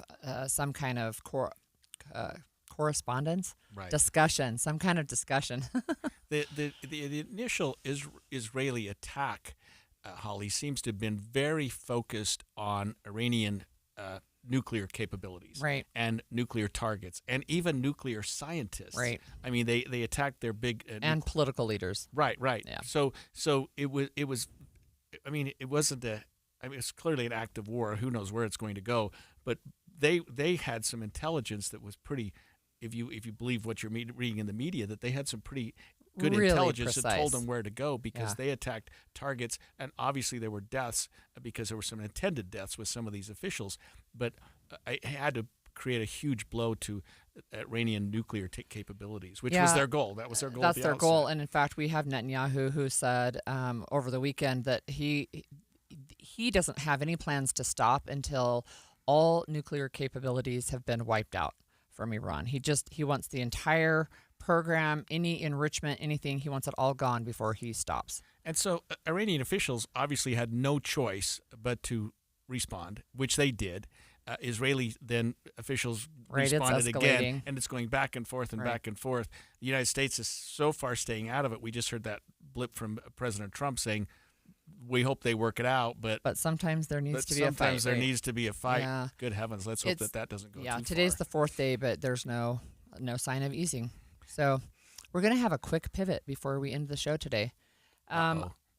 It's actually a good thing. So my fun fact of the day is it's National Fudge Day, and I have made fudge. I have eaten fudge. Oh, I thought you were talking about it's the day when we cheat, when we sort of fudge on the facts. You can fudge on your diet. Right, yeah. It's a day to fudge on your... No, but fudge, the chocolatey goodness, but you can have non-chocolate fudge too. So I've actually had some designer fudge, and there's places in Utah where you can get this fancy fudge. Do you have a favorite? Do you eat fudge? I don't, and I it's not that I don't like it. I have a dumb question, but my wife has a gluten allergy, and I don't know whether there's any flour or anything like that in fudge, or if it's just there's not sugar. Okay, it's sugar because and she doesn't dairy make it. sometimes. I know brownies and things like that she obviously can't have, right? But for some reason I thought she didn't. Maybe I guess she's it just depends playing on what you safe. put. Yeah. Right. It depends on what toppings or whatever you include in it. So, one of my things about fudge, though, I think it's so rich, I can only eat like a nibble, right? And then it's like, oh, okay, well, that's why you're buying these little teeny tiny squares because it is basically sugar. But you make it? I have made it. Yeah, and? like Christmas time. Like it's really good. Yeah. I mean, but how chocolate, is it made? Well, when I make it the easy version. So basically chocolate chips, sweetened condensed milk, and a whole bunch more sugar. So do you put nuts in it? Because that's how I enjoy fudge. Yeah, I don't put nuts in it. A little something to crunch on. So today is National what? National Fudge Day. All right. So make some if you want some, or go buy some. I'm sure there's places in Utah you can find some really great stuff. But also, if you remember last week, we talked about pets sleeping in your beds and what science says, what people say. And I actually had a neighbor say, hey, so do your pets sleep in your bed? It's like, A, thanks for listening. B, yes, they do. But here's another animal story that's similar. So Scottish Highland cows are these reddish cows, but they have been around for like 1,000 years. They're not as big as some of the other cows that we've seen.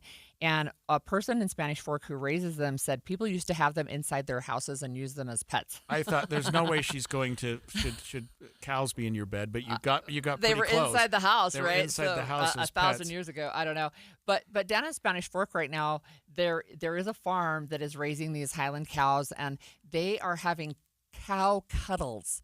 Like you can actually go pet the cows because they're so cute. They're very docile. And if you want to go pet a cow, you can sign up and go pet a cow.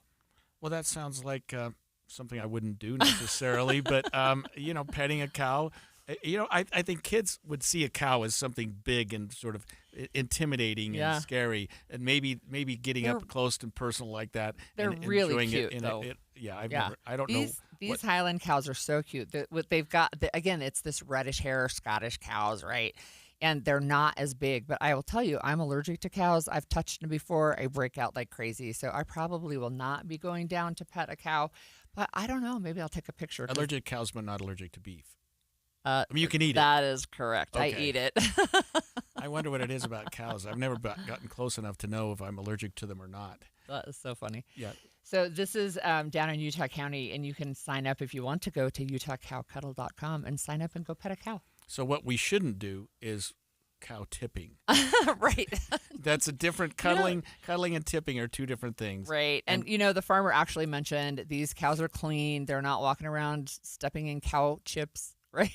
How do they avoid it? Because they're out in the field and they're eating grass and stuff. So it's relatively clean. I think you probably do have to watch. Are they raised for their meat though? No, I don't know. Actually, that's a really good question. Are they raised for cuddle purposes? I hope they're raised for cuddle because look, here's a personal thing about me. I do eat meat, but I don't eat anything cute, and I don't eat any babies. So I don't eat lamb. I don't eat veal. Right? I don't eat duckling. It's like I just have this personal thing. I can't eat anything cute. Old fat cows are probably okay. There you go. Any meat you don't like? I don't really like fish, and my husband actually wanted that for Father's Day yesterday, so he had to make his own Father's Day meal. We rarely have, speaking of cows, hamburgers, Yeah. but we had big, juicy, I have no idea how old they were, the animals that gave that up, but boy, they were very kind, and we had a wonderful Father's Day yesterday. Hopefully you did too. Yeah, it was fun. We had a bunch of our kids over. We ended up with 21 people at our house, and most of us ate chicken, but my husband and a couple of the other men in the family ate some fish. And I told you last week, and then we'll quit here, that what I wanted the most on Father's Day, you said what would be your best gift? Yeah. A phone call. That's right. I got 2 phone calls and 2 texts. Okay. So half of them, at least they reached out. One was a step kid and the other were my real kids, but they reached out. Happy Father's Day. And my son obviously is a father too, so it was